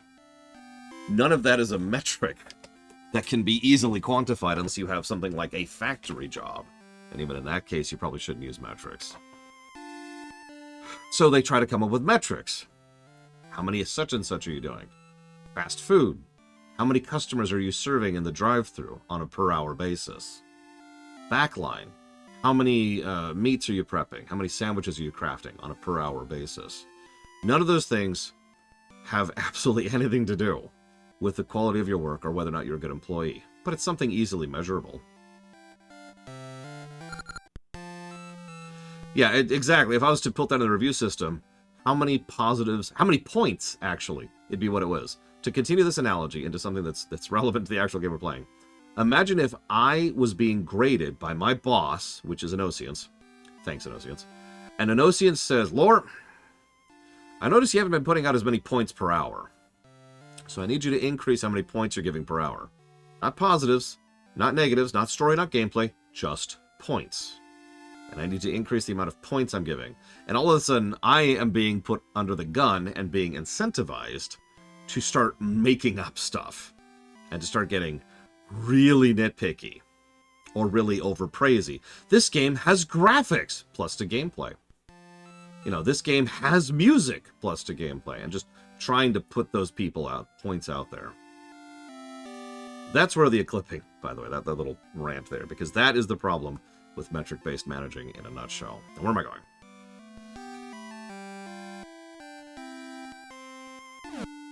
I actually don't know where this is, so this is a new spot for me.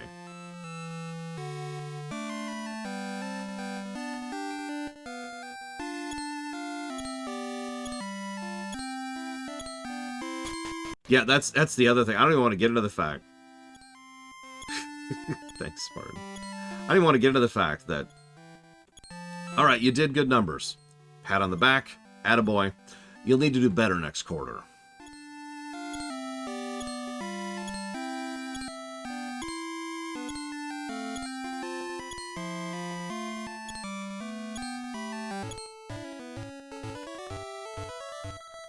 And I mean, obviously we've been making a lot of fun of that over the last, decade, but that goes back a ways.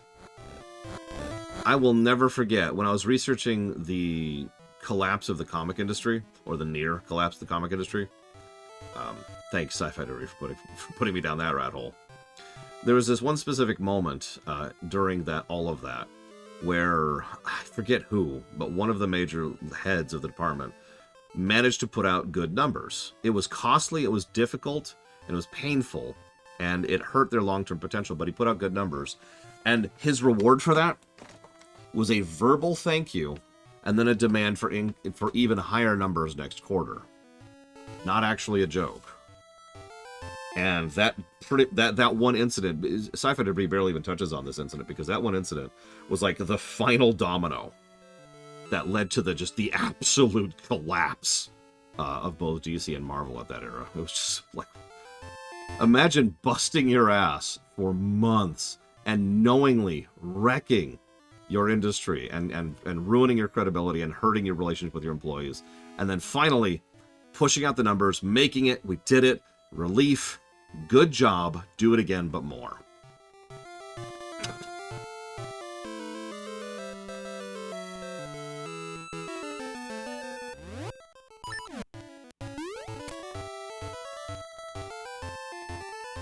There it is. Didn't remember where this was.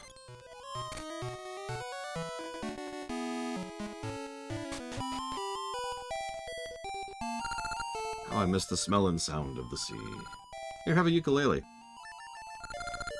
A ukulele, there's the spirit of the sea in it. That smell, that sound. It's good of you to respect your elders, kids. I see you're on some adventure. Well, I'll give you something old, the hero's sword. That a great hero gave my ancestors long ago. You got the broken sword. Hey, it's broken!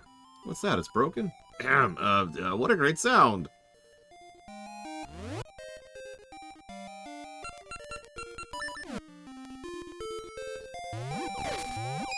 Yeah, we all know I've been pretty anti-crunch for a long time. I've been criticized for being too anti-crunch. Can you believe that? Just...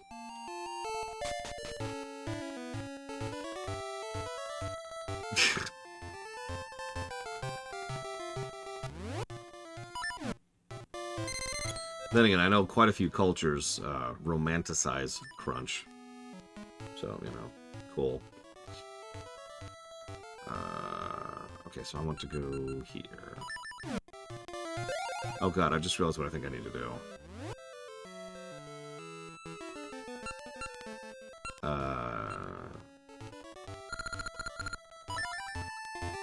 I have been criticized for wanting to actually be able to afford rent. That's a real thing I've been criticized for.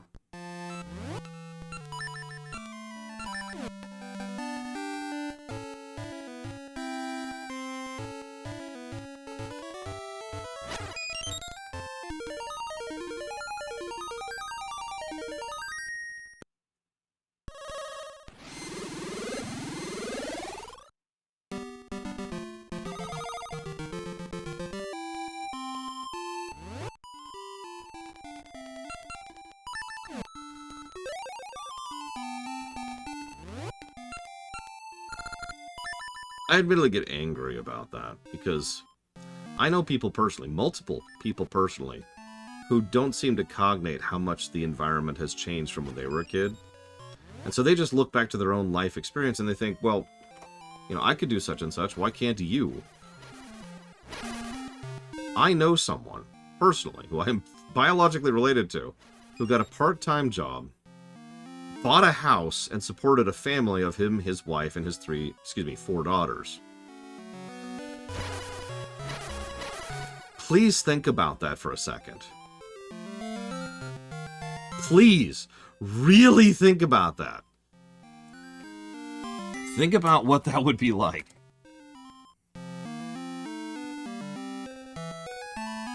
For the record, we have 3 full-time workers here in this household to pay the bills.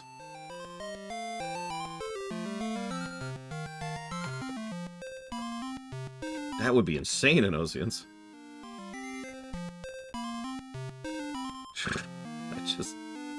I'm happy for you. That's cool that you managed that. Why are you criticizing me as if I'm lazy for not doing what you did that I can't do?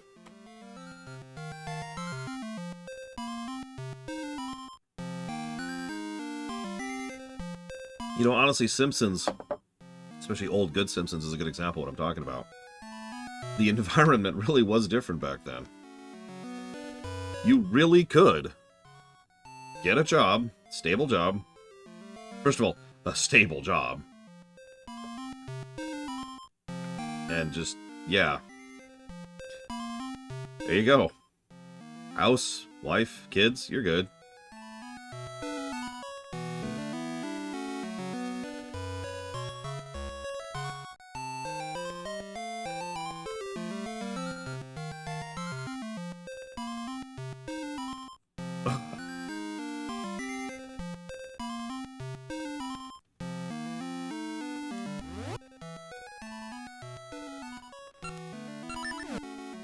I'm sorry about the derailment, but I really kind of want my level 3 sword.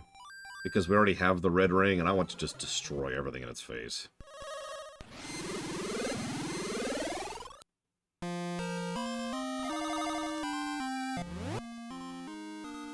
The get good of the real world. God, you're right. I've been pissed off at the get good crowd for years. I never realized that I was getting that from my family, too. Biological family, anyways.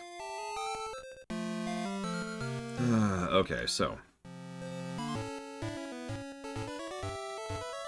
Left 2. So I'm just going to follow directions here because I don't want to... I just did this puzzle. I don't want to redo this.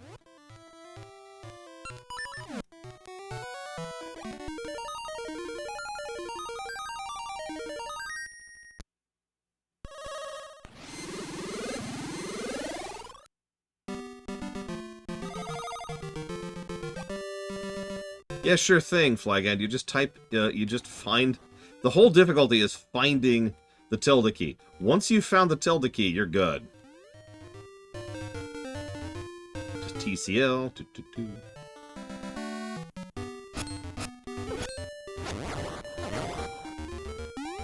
Player.add item, space, F, space, 4 trillion.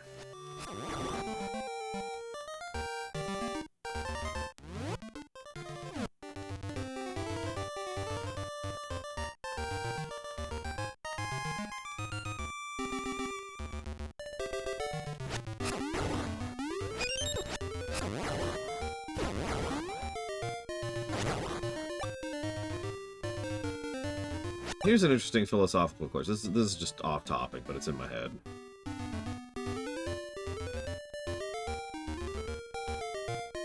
What do you think is the purpose of college? Or I guess, let me walk that sentence back. Let me say that more clearly. What do you think should be the purpose of college? Or university, it doesn't matter.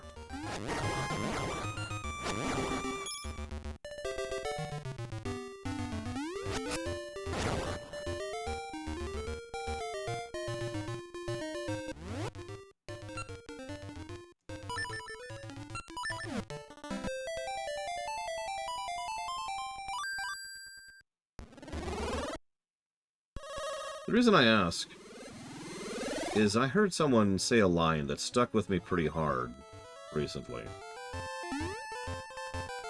They said that higher education should be the place in which the unexceptional are given the chance to become exceptional. And that kind of stuck with me. I know that sounds weird, but like in a good way.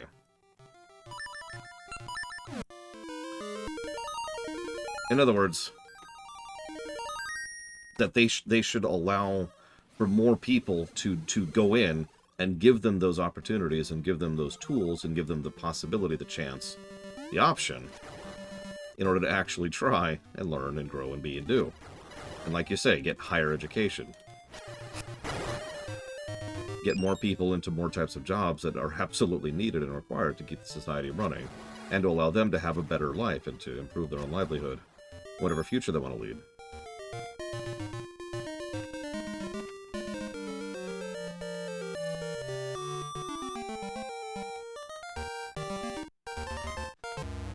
Like I said, just random food for thought. Where am I? Oh my god. One second.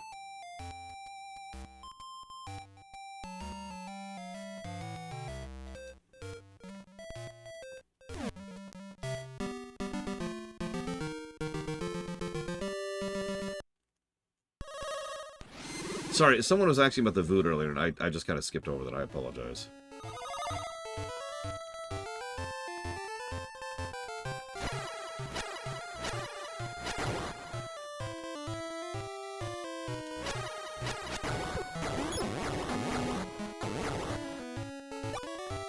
I'm not even going to get into specific universities here in the States, which aren't actually schools and are actually just trust funds. That's a whole other thing.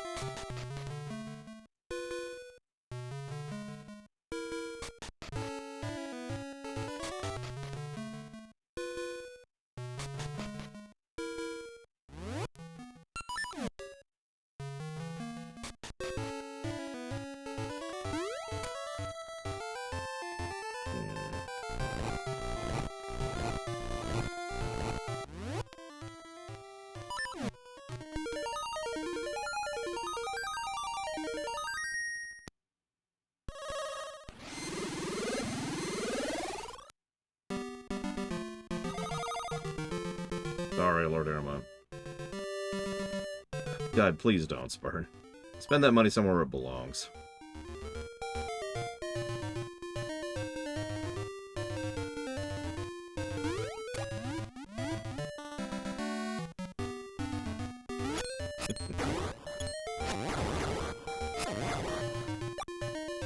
Good morning, Evo.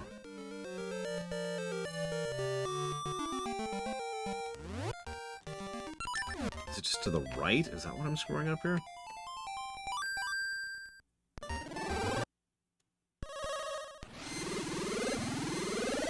Yeah, and speaking of which, I agree. Congrats to your wife, Spartan.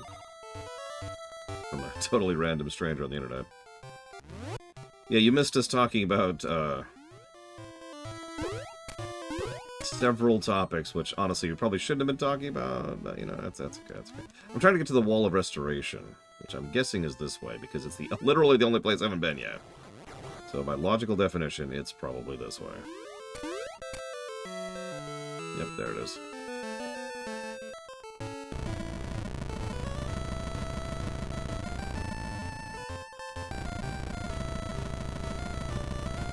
So you remember that stupid ceremony we just did?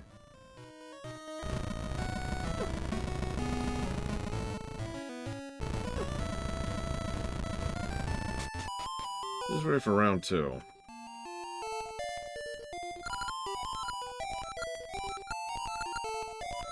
My fun, or delicate ceremony is more difficult now. Do you wish to try? I want you to see me prepare the broken sword. My restoration ceremony might fix it. Want to try? You're willing to try? Very well. Follow me. Ugh, this is gonna suck. Yes, I know how to do it. Let's go.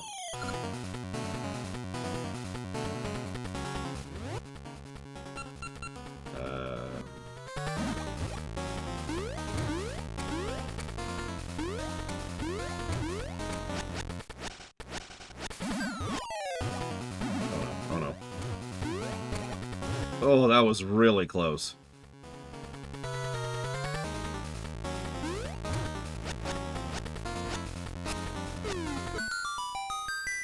Whew, okay.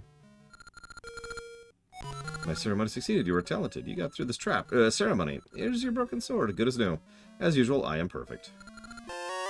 You got the Master Sword. 10 damage per swing.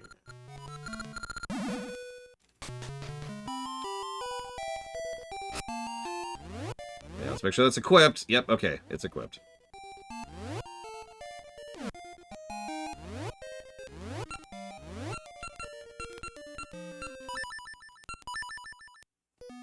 And yeah, after 30 swings, it just goes away. But it's okay, it comes back in 10 minutes.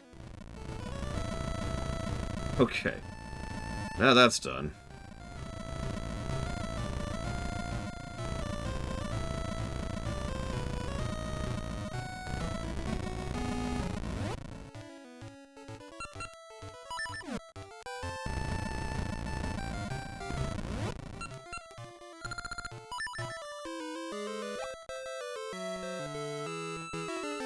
That's just a Breath of the Wild joke, sir. Don't mind me.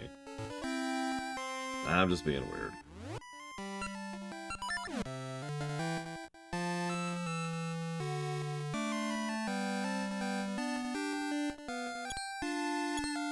Well, you see, Act, the Breath of the Wild designers had an epileptic stroke. All at the same time. It was terrifying. It's okay, though. Because then they made Tears of the Kingdom, which is totally going to be better, right? Right? Oh, let's see. We were talking about, here we go. God, I don't remember how we got started. Something about teachers, which drifted into education. Oh no, we were talking about how the current U.S. presidents are too old! Because they are! That's what actually started it. This is the home of the Gorons. It's terrible, the Goron Elder has been buried alive under some rocks. What do we do? Help, hurry! The Elder will die if we don't hurry. If only had a bomb flower. Elder's buried alive, but Gorons can't dig him out. If we had the legendary bomb flowers, we could blast the rocks away. I got bombs. Can that work out?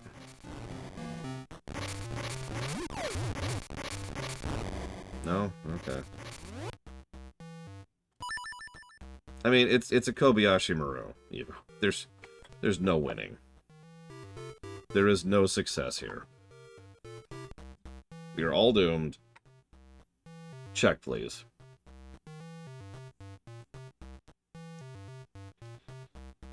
Ugh.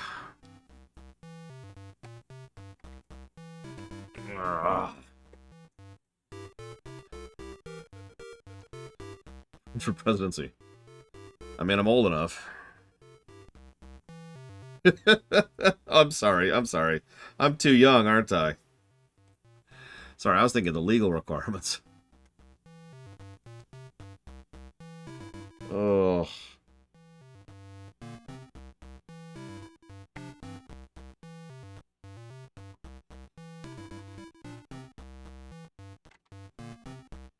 What am I doing? God, brains. Right. I know what I'm doing. I never looked into the Obama administration, so the only thing I can say there is I have no idea.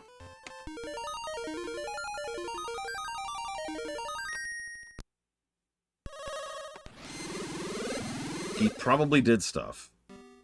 And his cabinet probably did stuff too, and that's about all I got.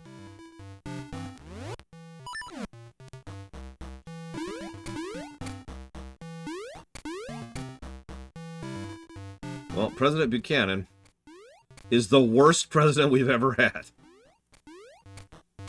Any questions?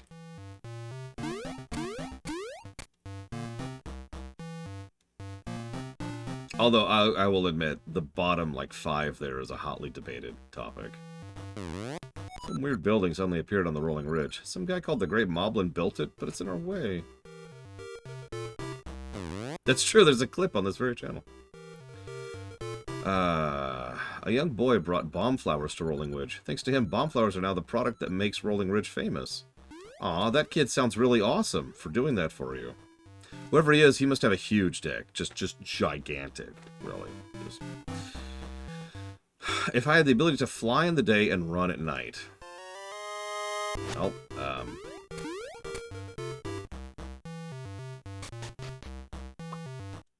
Top 5 worst presidents. Let's exclude anything from after 1990, just to keep the polemic levels a little bit low. So, top 5 worst presidents from 1990 and earlier. Reagan. Easily my number 2 pick there. Woodrow Wilson. Yep. He's another big one. Ever since that big pig, the Great Moblin came, we haven't been able to grow the Goron's famed bomb flowers. Andrew Jackson. Ooh, yeah. I already said Buchanan. He's number 1. So I got Buchanan, Reagan, Wilson, Jackson. God, we're already up to 4. It's so easy to pick so many.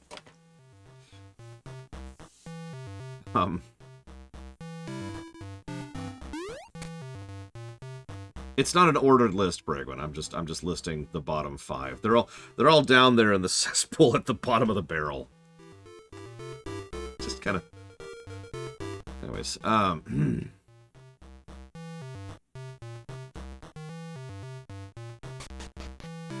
Nixon. I don't want to talk about Nixon. Nixon would take a minute to talk about. That's the. Nixon is not someone I could just point to and be like, yeah, no, there's a story there, you know what I mean?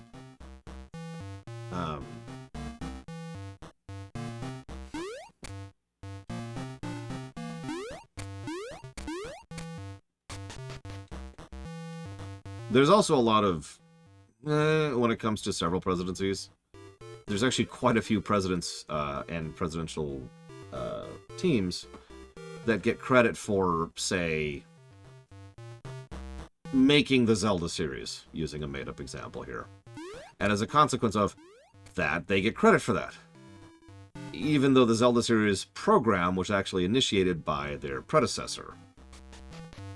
And so the person who actually started making the Zelda series was their predecessor, but the person who was there when the project finished, they get the credit for it.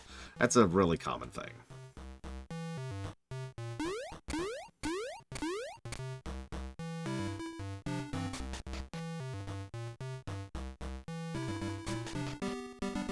Okay.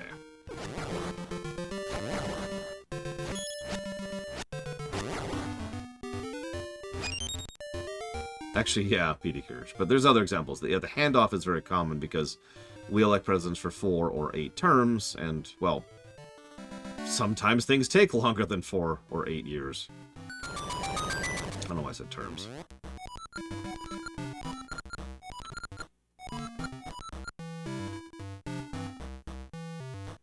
Jimmy Carter's a weird one.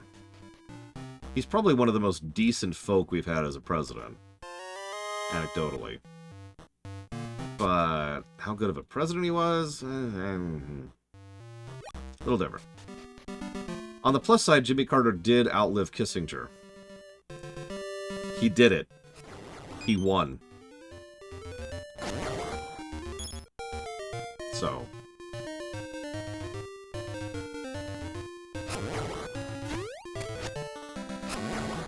You know, one thing I find funny, and I'm gonna immediately bite my, shove my foot in my mouth in this one, but nobody on any side, on any political spectrum or any opinion, has ever not hated Kissinger. He's just, he's so bad. He's just so far down the pile. Screw him. He's the punching bag, right? Nobody cares. Nobody cares. He's dead! Ah! And death, because we don't have the seeds. Yeah, he's Rick Berman. Nobody cares. If I make fun of Roddenberry, there's a few people who'll be like, hang on a second. But Berman, nobody cares.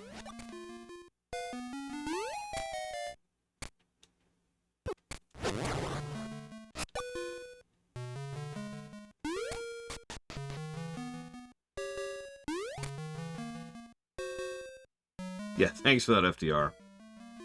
I always find it weird how recent the 4 to 8 year thing is. Because it's such a normal thing of my lifetime, but, you know, not that long ago. Not really. Oh, that was junk.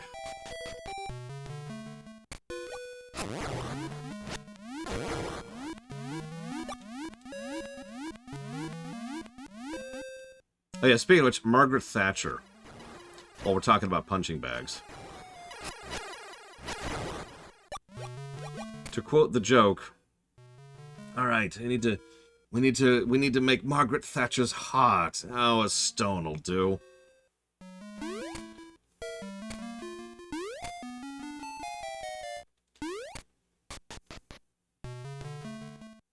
I didn't come up with that joke, but...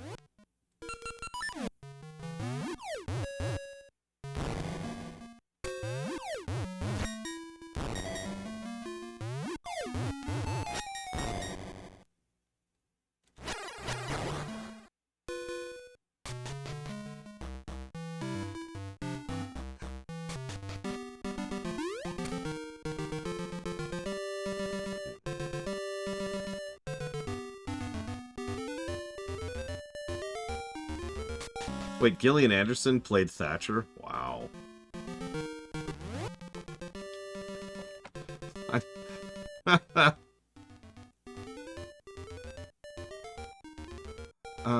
Okay, so...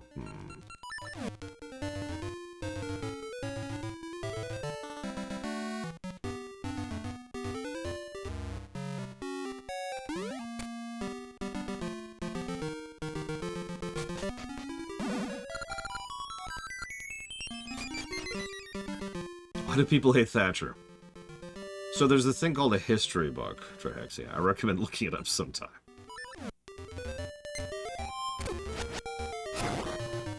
Like, that's definitely... Where do we begin?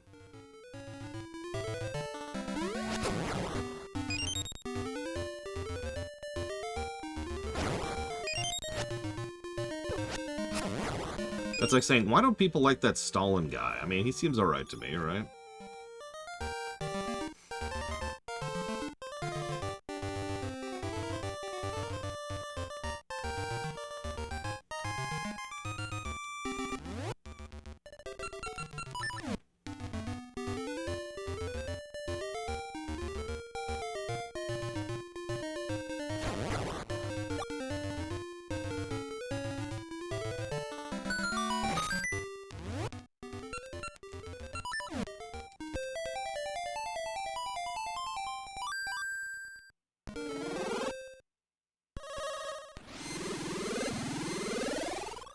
I will always give Eisenhower's, and right before him, candidacy, really, really big props for one thing. The highway system. The international highway system. I've said before, really, really think about what the United States would be like without the international highway system. Because we didn't have it before then.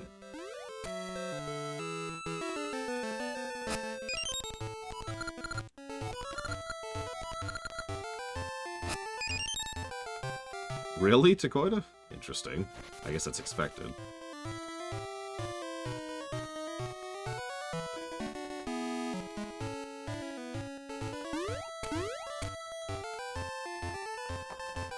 Yeah, no kidding, Petey Kirch. Yeah, we've just gotten the final seeds. Good lord. Ah.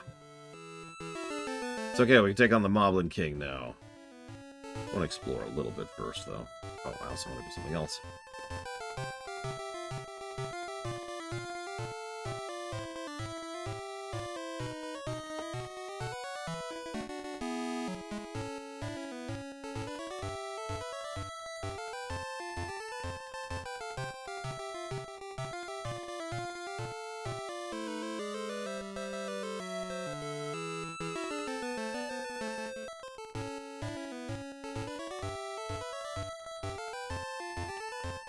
I didn't really list a fifth worst, because all of the obvious ones were immediately taken. Alright, so who's our fifth worst? Again, older presidents only. Oh, I didn't say Nixon, did I? There you go, Nixon. Boom. That is a lot of cotton candy. Oh my god. Sorry. Where did I say Johnson? It's Buchanan, Wilson, Johnson, Reagan, and Nixon. There's our bottom five.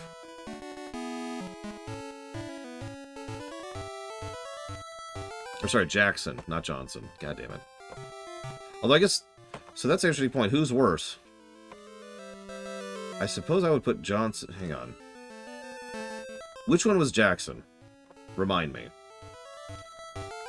Because Johnson was the one I was thinking about. But I suddenly can't remember who Jackson is. Trail of Tears. Okay. So in that case, we'll remove Nixon from that list. And instead we'll go with Buchanan, Reagan, Jackson, Johnson, Wilson. There you go. Boom. Those five.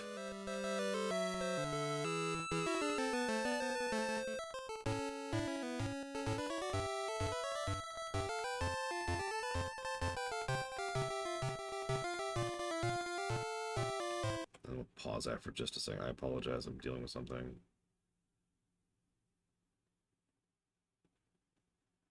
But yes, you dumb thing. Older presidents only. Yeah, like Biden and Trump. Anyways, they're too old. Don't look at me this way. They're too old. I don't care about anything else. I mean, I do care about anything else, but I'm not going to talk about anything else. They're old.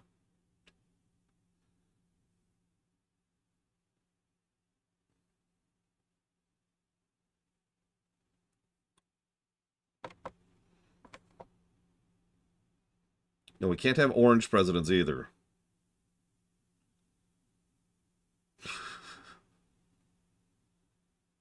You know what's doubly stupid about that? You'd think they wouldn't want those jobs. This is a real thing. As much as we obviously bash U.S. presidents because they all suck, the fact of the matter is it's one of the most stressful jobs, like, ever. The presidential aging phenomenon is a fairly real phenomenon, and it's really easy to prove.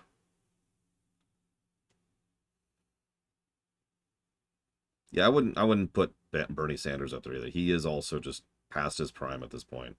And there's other reasons, but that's the big one.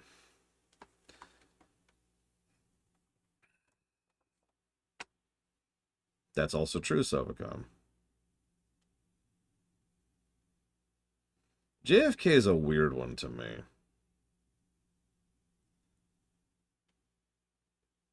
I don't want to go too much into him. You know, mafia ties and all that. However, I will say, one of the things I find weirdest about JFK is Clinton.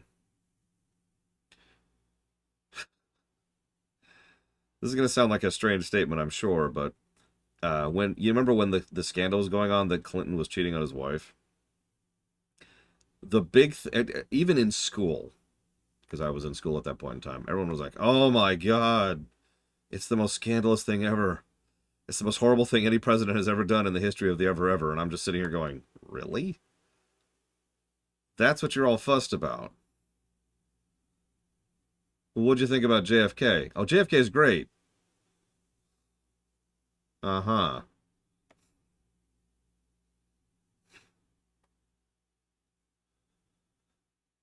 I feel like they're missing a couple things there.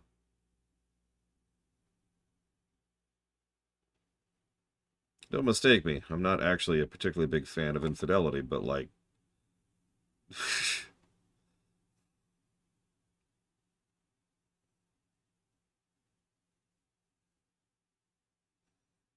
yeah, JFK quite literally had a form of nymphomania.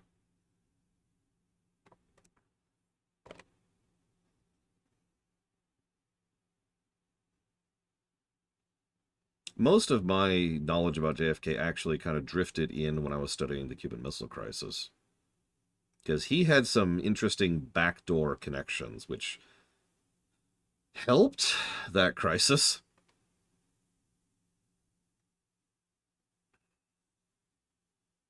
I guess that's true, Blake Duvall. It's just like, and I'm sorry, I know, it's such a terrible take on it, but honestly, my overall take on the whole thing was just, and there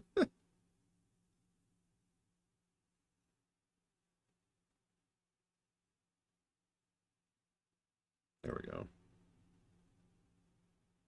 Yeah, that's actually a really good point, Sovicom. Why is that our business? Why are we getting all judgmental? Oh, never mind. That's exactly the answer, isn't it? Right there. All right. So we got the dash now.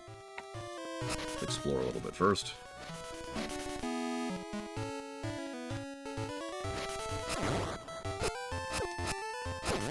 I mean, Nixon being considered unattractive is so well known that even Simpsons made fun of that, if you remember that.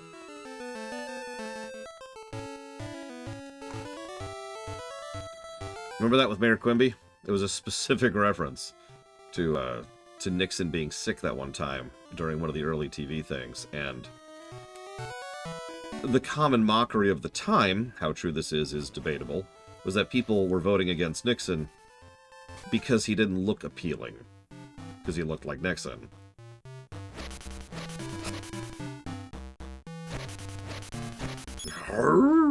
Sorry.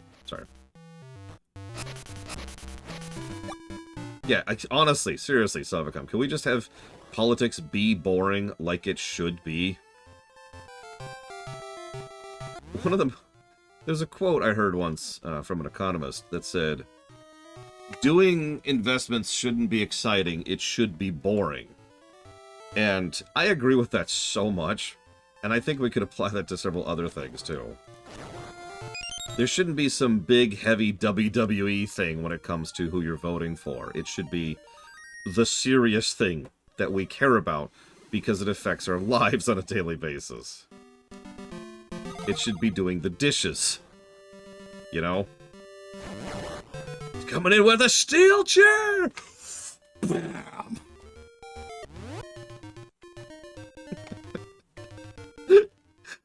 I mean, okay, real talk, not gonna lie. I'd watch that, but, you know...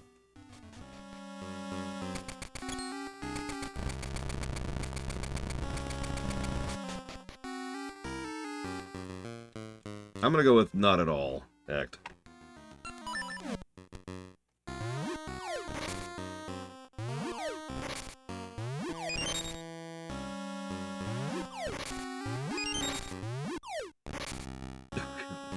Political conventions. Yeah, those are circus shows. Straight up.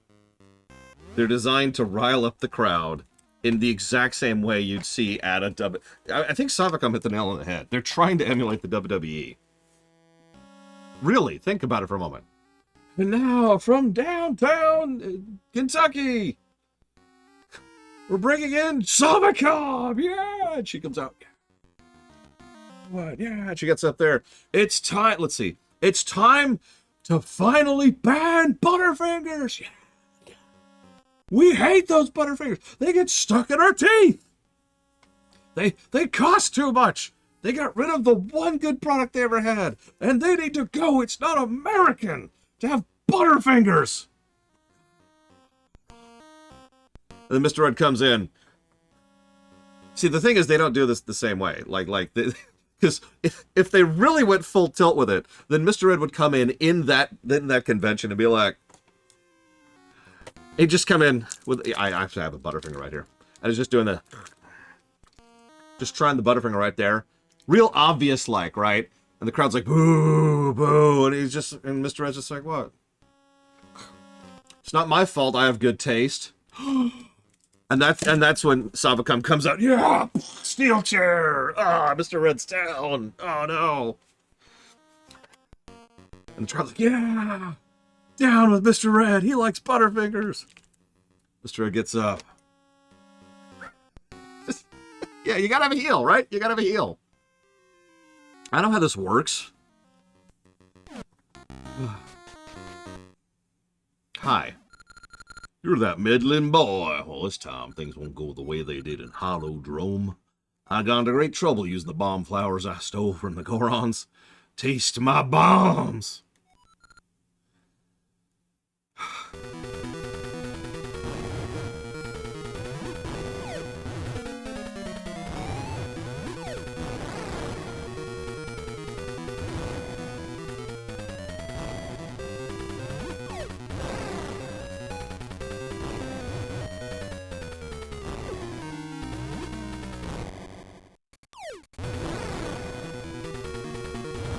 Yeah, just keep it in the ring. I'm telling you, politics should be boring.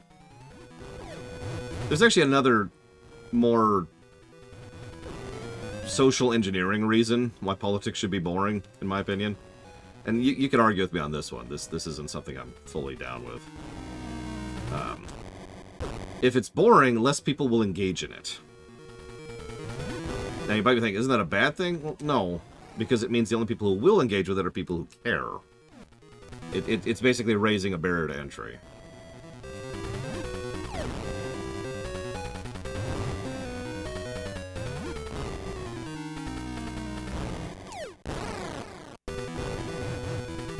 Yeah, Mouser from Mario Brothers 2. And yeah, let's not even talk about the for-profit side of things. The news cycle around every presidential election is stupid. I am gatekeeping, 100%. Oh, it can't be. Why me?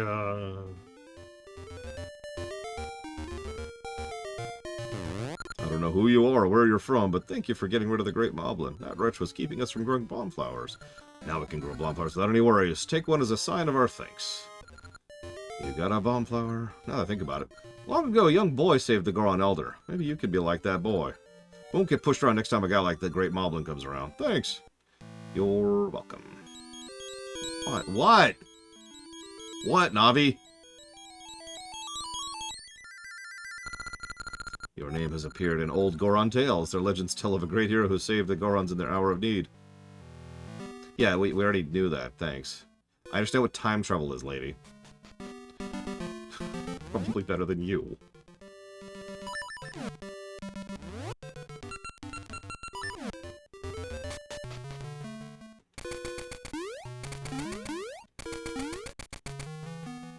Oh, sorry, so someone is actually for my top 5 presidents. Ironically, that's actually a lot harder to pick. Because most presidents suck to some extent or another. I would go so far as to say all suck to some extent or another. And if you say, I'm in favor of such and such, then people immediately judge you for it. So, obviously, in the spirit of that, my favorite...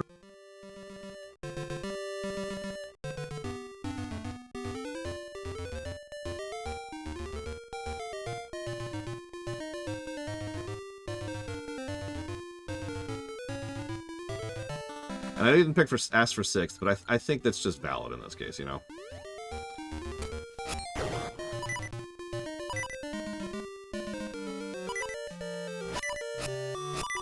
No, I'm sorry, I didn't, Evo. Do you mind repeating it, please? Please, please, please, please, please? No! And Evo's gone. Best US president. Me!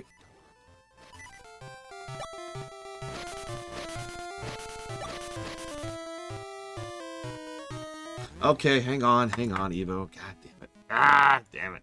God damn it. God damn everything. No, I don't need that. Alright. Is it that people in power are more likely to be terrible as rulers, or people, or both, or is our collective perception warped because heads of state are under a magnifying glass? Yes. I know that's not the answer you wanted, but I absolutely think that that is the problem here. First and foremost, power doesn't corrupt. I've said that before, I'll say that again, I'll say it 1,000 times. My entire life has continuously proved me right about that. Power does not corrupt. Power enables. Power lets you do what it is you choose and will and wish to do, because you have removed some circumstance of consequence by virtue of having power. It's basic, it's logic. Relevance? Well, the kind of people who seek out power, in general, are people who probably shouldn't have it, generally speaking, because they probably want it for their own personal and selfish means. Even if they're not particularly evil, they still probably want to better themselves and those around them. Their clique, their family, their friends, their loved ones, their children, whatever. And they want to do so at the expense of others. Or, to be slightly more accurate, they might not care at all about the consequences of others. There's also a non-zero chance that they want to impose upon others, is the way I want to phrase it. I'm trying to be very particular with my terminology here. Let me phrase this differently. Do I dislike horror games? Anyone in chat?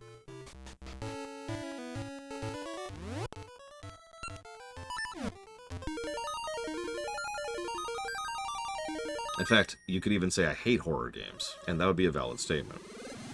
Now, let's say I have Q-like powers. Do I want to now remove horror games from reality and prevent anyone else from interacting with horror games?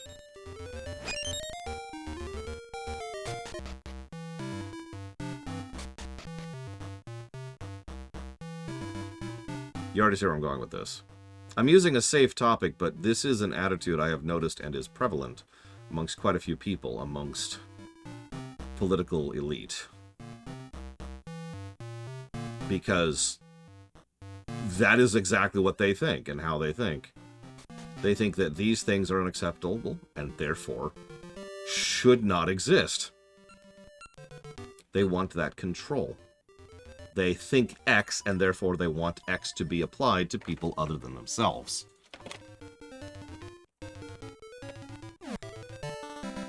Now, there's some malleability there.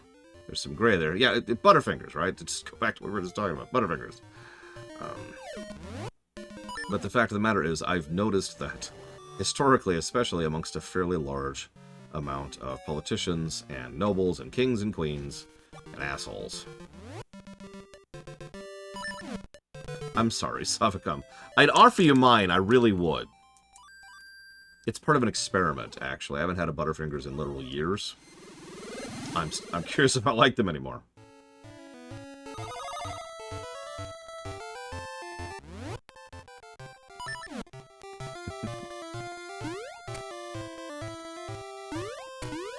So, having said that, I do think we do put these people under more of a microscope. However, I think that it's kind of it's a 1-2 punch, because on the one hand, these people are probably worse people. Like, just legit, I don't have a nice way to put that. These people are probably worse than when it comes to morals, when it comes to ethics, standards of holding themselves accountable, understanding consequence, long-term thinking, respect, tolerance, doing due diligence, doing their job properly. Then, we pay a lot of attention to them. And that's why we have this weird gradient, because when we're talking about the worst and best presidents, for best presidents, usually you name people who are bad people, or did very awful things, or do this, there. However, they also got this thing, and this thing done, and those things were considered good.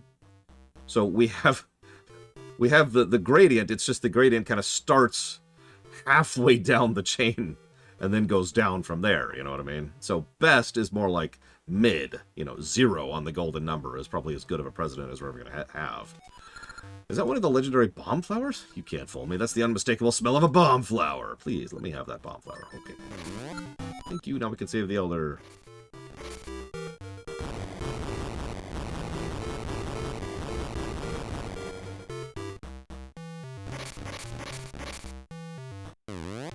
What's wrong, brothers? Were you worried about me?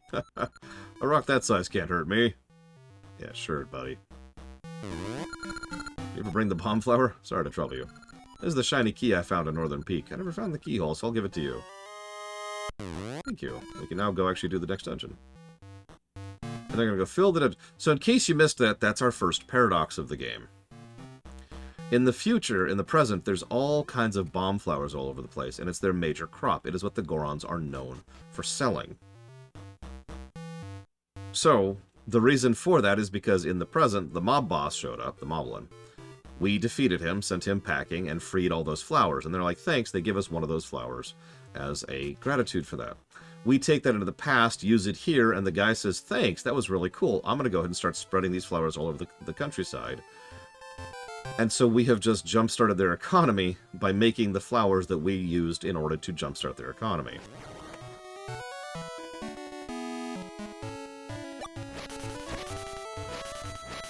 And that's probably clip-worthy, if you want to clip something other than me talking about presidents. You don't have to, I'm just commenting on it. Don't clip this part, though. Because it's a better game, honestly.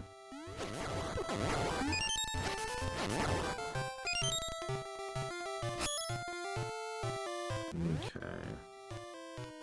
Yeah, we just broke the Prime Directive a lot. I think that's how we describe that. A lot.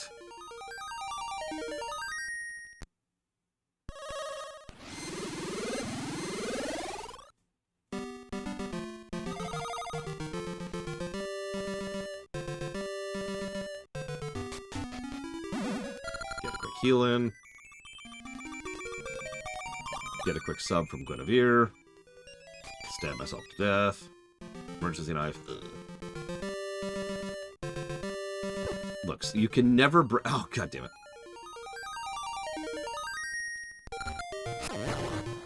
Yeah, there's actually another paradox in this game, which is much more messed up to think about. Still makes sense, but much more messed up. We'll get there.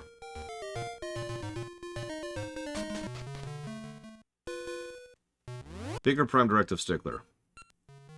That's actually a tough one. Because Picard brought it up, and so Picard and Janeway both brought it up pretty much in the same manner. Not actually all that often, but in each case they did, it was aggravating as hell, right? Like, very beginning of Season 1, right? You're not to warn these people of the fact that they're all about to be genocided. That's an order, and it's like, okay. And then Picard has, we're going to watch this entire planet die. That's an order. Well, it doesn't say that's an order, but...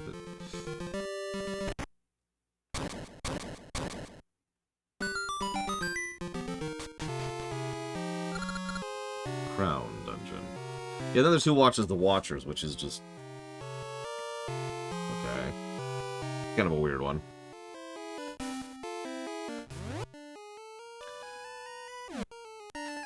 Having said that, I actually think I will say Janeway was worse about it. Not really through any fault of hers, but because the writers were writing her as an exaggerated Picard. So, when she would clonk down on the Prime Directive, she would do so much worse. And nobody questioned her on it, and she would never budge in that opinion. By contrast, Picard was actually willing to... this is a weird song. Was willing to bend on that. Going back to the episode I mentioned earlier where he watched an entire planet die. That's probably the single worst example of the Prime Directive in all of Trek. But as I discovered very recently, that's actually a good episode. The moment they violate the Prime Directive, and then they get on with the actual point of the episode, the quality of the episode just goes up substantially. And I don't just mean because, you know, screw the Prime Directive. I mean because the Prime Directive thing was always just filler for the first act. Once they get on with the episode, it's fine. You know? It's weird. What is this song?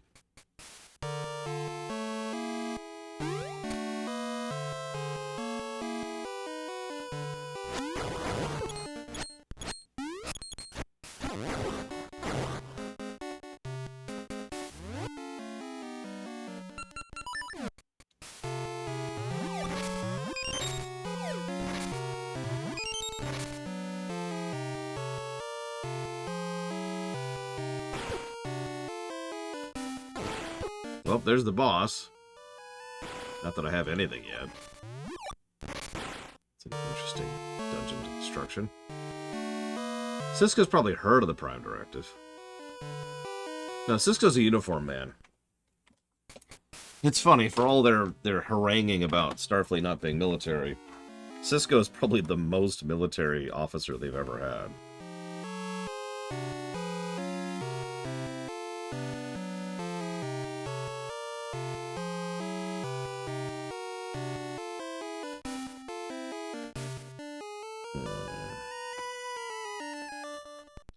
Kirk's a weird one. If you've actually watched TOS, you know that Kirk doesn't actually violate the Prime Directive all that often or without good cause. Until Season 3, at which point he rather suddenly gets that, rep, I think is what I'd call that.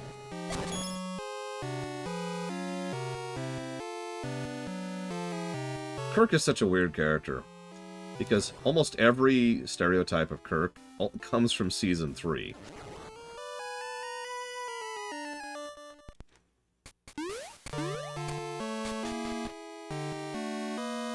Don't worry, Act, I didn't actually mute you. Alright, Bragwin, we need to really mute Act this time. No screw-ups. I want to make sure they never talk again.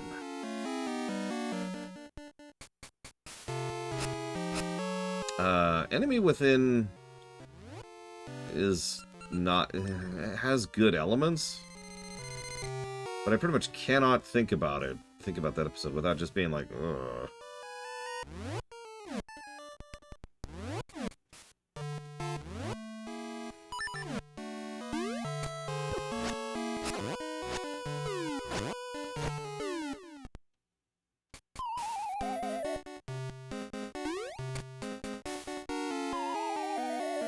I think I can make that happen.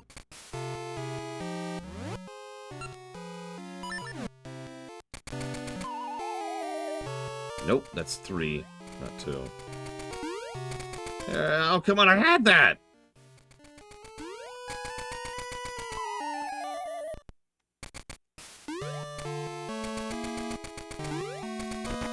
There we go. Definitely the intended method to get through this dungeon. Or room, I guess I should say. Working as intended. Pay no attention to the deaths that took. Yeah, that's what we call bomb jumping.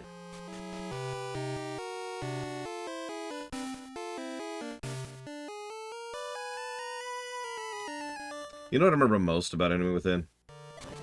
The creepy Spock thing. But you know the other thing I remember most about Enemy Within? The dog. Excuse me. The alien.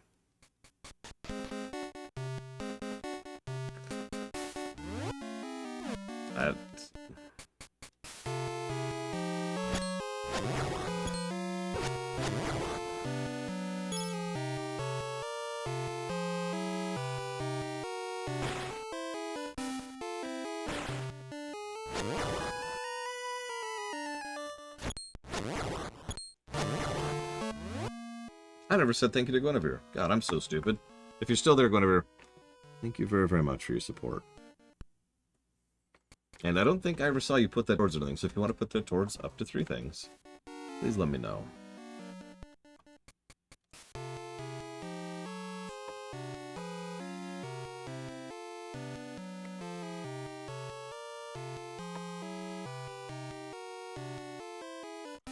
Kaiser Reich, Undertale Yellow, D&D Block, and thank you for being part of my show, Act.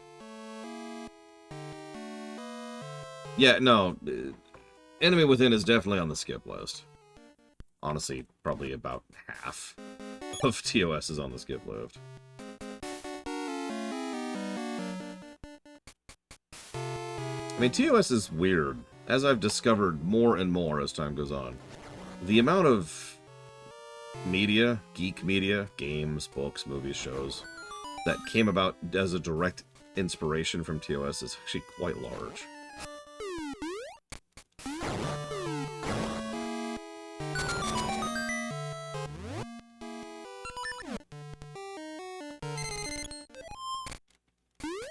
feels such a cool item.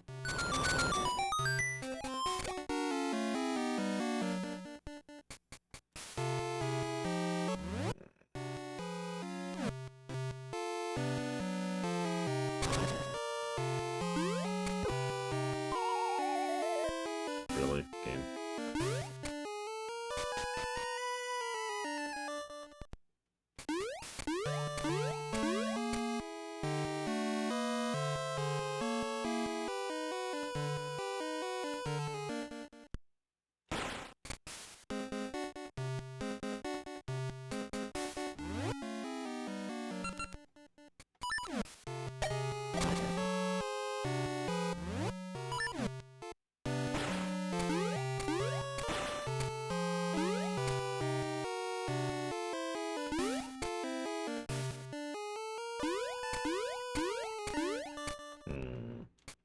Let's try this first. Because that feels like a progression. Or it's right here, which is where I just was. Never mind. Okay. Sure, whatever.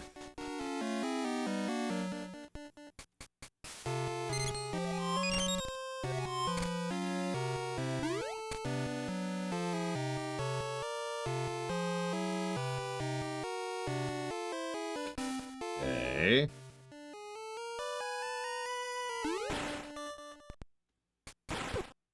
Switch dungeons, am I right?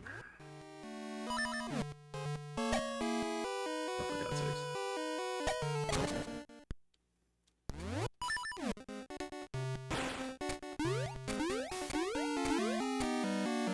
The Trek lore run is dead. I'm definitely not going through Season 4 of Enterprise right now. It is on hold. At the moment. Or don't jump, that's cool too. Jump! Jump! Yes, the lore runny finally decided to acquiesce to the idea of watching more of Enterprise. Despite Enterprise being Enterprise. Wouldn't be the first time, Ross.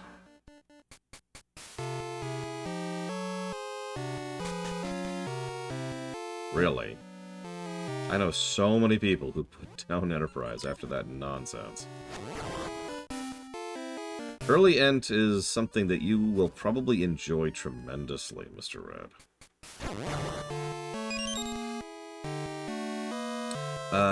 Just finished Stormfront. Which game setting do I prefer? FF14, Dragon Age, Mass Effect, or Witcher? Well, Witcher can go straight to hell. In terms of setting. That's just real life, but worse. So yeah, no, I'm good skipping over that. No, it's so bad it's boring, Mr. Red.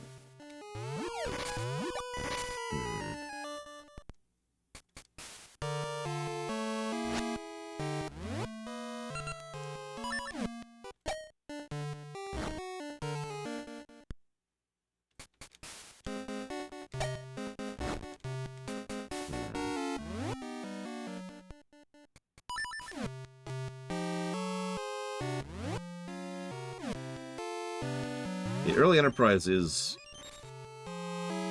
filler. It's the nicest way I could put that. There are a few individual things which aren't terrible, usually individual episodes, but it's such a small list I could probably bring it down to one hand. Carbon Creek, Shuttlepod 1, Regeneration.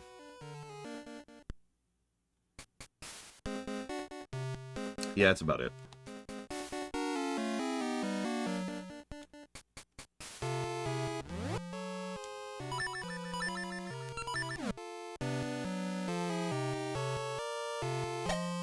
Similitude is Season 3, although I guess that's a fair point if we're counting everything before...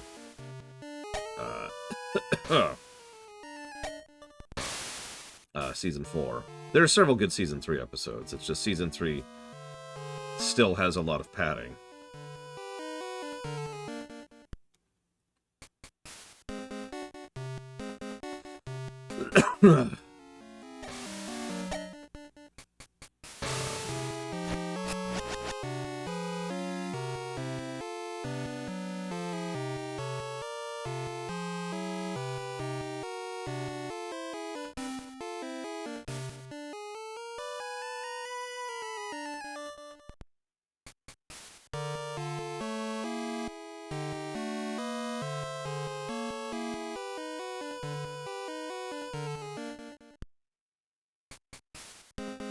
Where the hell am I?